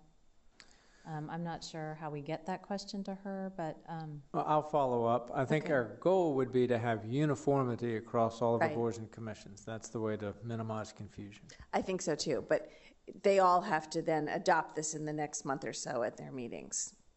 Okay. If there's a different answer, I'll communicate to the council, but that's my understanding. Can you report back if anybody doesn't? Can the clerk report back at some point if someone's having a hard time adopting this? We will. Yes, I would assume they all would, but yeah. Okay. Anything else? I did want to note one scheduling thing, if I could. Sure. It was mentioned just a moment ago about the commercial parking ordinance, and the question been asked with the state law changes on the notice requirements. Has that impacted any of our ordinances? And the answer is yes. It's impacting the commercial parking ordinance. And specifically, not the council's action, but the planning commission's public hearing. So it does give the council an option. You could either take action on the 12th without a planning commission recommendation, which you can do legally, or we can defer it from August 12th to your next meeting on September 9th. That would be the staff recommendation to allow the planning commission to have its properly and legally correct public hearing advertisement. They would have their public hearing on September 4th, and then the matter would be before the council with a planning commission recommendation on September 9th. Is there any objection to that course of action? So it would, if we did that, then it would appear on the agenda for August 12th with a request that you defer action to September 9th. So before I ask the question about whether this happened, I guess, how do we get notified when things like this happen at the state level so that we can do proper noticing? So one thing that we've been somewhat helped by is our city charter has a higher standard for advertising than the state code change did, and so we've been following the city charter, as I understand it. So from the council's perspective, you've always been in compliance, well, with this latest change. The planning, it does put additional burden on us. We need to advertise 3 times to meet that standard in the news press as opposed to just twice. Does it make more sense to just match our standard with the state standard so we don't have to always play catch up? And ultimately, that would be a charter change that we might take up as a cleanup, but that could be a discussion for a later day. It does cause people, every city attorney who's ever come to this city has been confused by the city's notice requirements. And so until they see, until that conversation happens and they see the charter. I will say this does reveal what I think can be a process improvement opportunity for us, because it is not ideal to learn of things after the fact and then realize you have an error. I mean, it happens it happens. It's just not ideal. And so what I would like to see is, well, there's two things I notice, and I'm kind of just speaking off the cuff here, but one is, as far as advertising is concerned, we have kind of several players in the mix. We've got kind of the project manager who is kind of charged with knowing the rules about advertising, and then we've got the city clerk's office who is charged with advertising, and then you've got the city attorney who is charged with kind of being aware of what rules are changing at the state general assembly. And there hasn't been a clear kind of delineation of responsibility, I think, among those three people, particularly as it comes, as it applies to advertising. And I would like to get that a little bit more clear than we have it currently. Because up till now, I've not reviewed ads. I don't even know when I'm not in the chain of command, so to speak, on advertisements. They go from the project manager to the clerk publishes them, and I kind of remain blissfully unaware unless a problem arises and someone comes to ask me a question. The other thing is our legislative, liaison. If we can figure out a way to it used to be in the past that I would consult with VML of our Virginia Municipal League would produce a wonderful kind of summary of all the legislation that's occurred, and it would be divided by subject matter. And when I went to look for that in June, I just didn't see it. I browsed their website, I didn't see it, and I may have missed it, but I looked, and then I looked at VACO because I didn't see one on VML, and I didn't see theirs, and then I kind of let it drop. And so having that, and it really in April, when probably multiple times, like in February when legislation is kind of all known, and then again in maybe March, April when it's getting adopted, and then certainly by May, June when we then know everything that's coming into effect as of July 1. Having that kind of earlier in the year, coordinating that would be important so that we're not changing the laws after the state laws have already gone into effect. And I think we've started a process improvement on that with the restructuring, because I'm having more time to work on that. So in June, when we did the post-General Assembly session, a lot of those bills were highlighted, and then initially intended for September, but now it's November, we were going to come back with here's the things that need to change that we haven't started. I will say that VML did put out in June a 38-slide deck of bill summaries, but they didn't do any details. So when this particular bill was in that large list, it just said realign public notices, and so it wasn't a deep dive. So I think we need to take the point Sally was making and the broader piece and keep refining it. And I do have that in the bill that Mr. Snyder mentioned that I'll forward to the city attorney. Okay. I'm glad we caught it. Okay, anything else? Scheduling thing? And I will say that bill caught a lot of people besides Northern Virginia localities, others. Well, I know, I found out about it because Fairfax County punted on a big vote, so. We have office hours on Wednesday, right? Our Meet the Council, Wednesday morning, and then after the mayor's meeting. So we're still on for one final mayor's meeting on Wednesday morning. Okay? Okay. Listen, well, have a good night all. Thanks. Let's adjourn. Thank you, council. Thank you. The August 14th Appointments Committee is going to be canceled. Still on.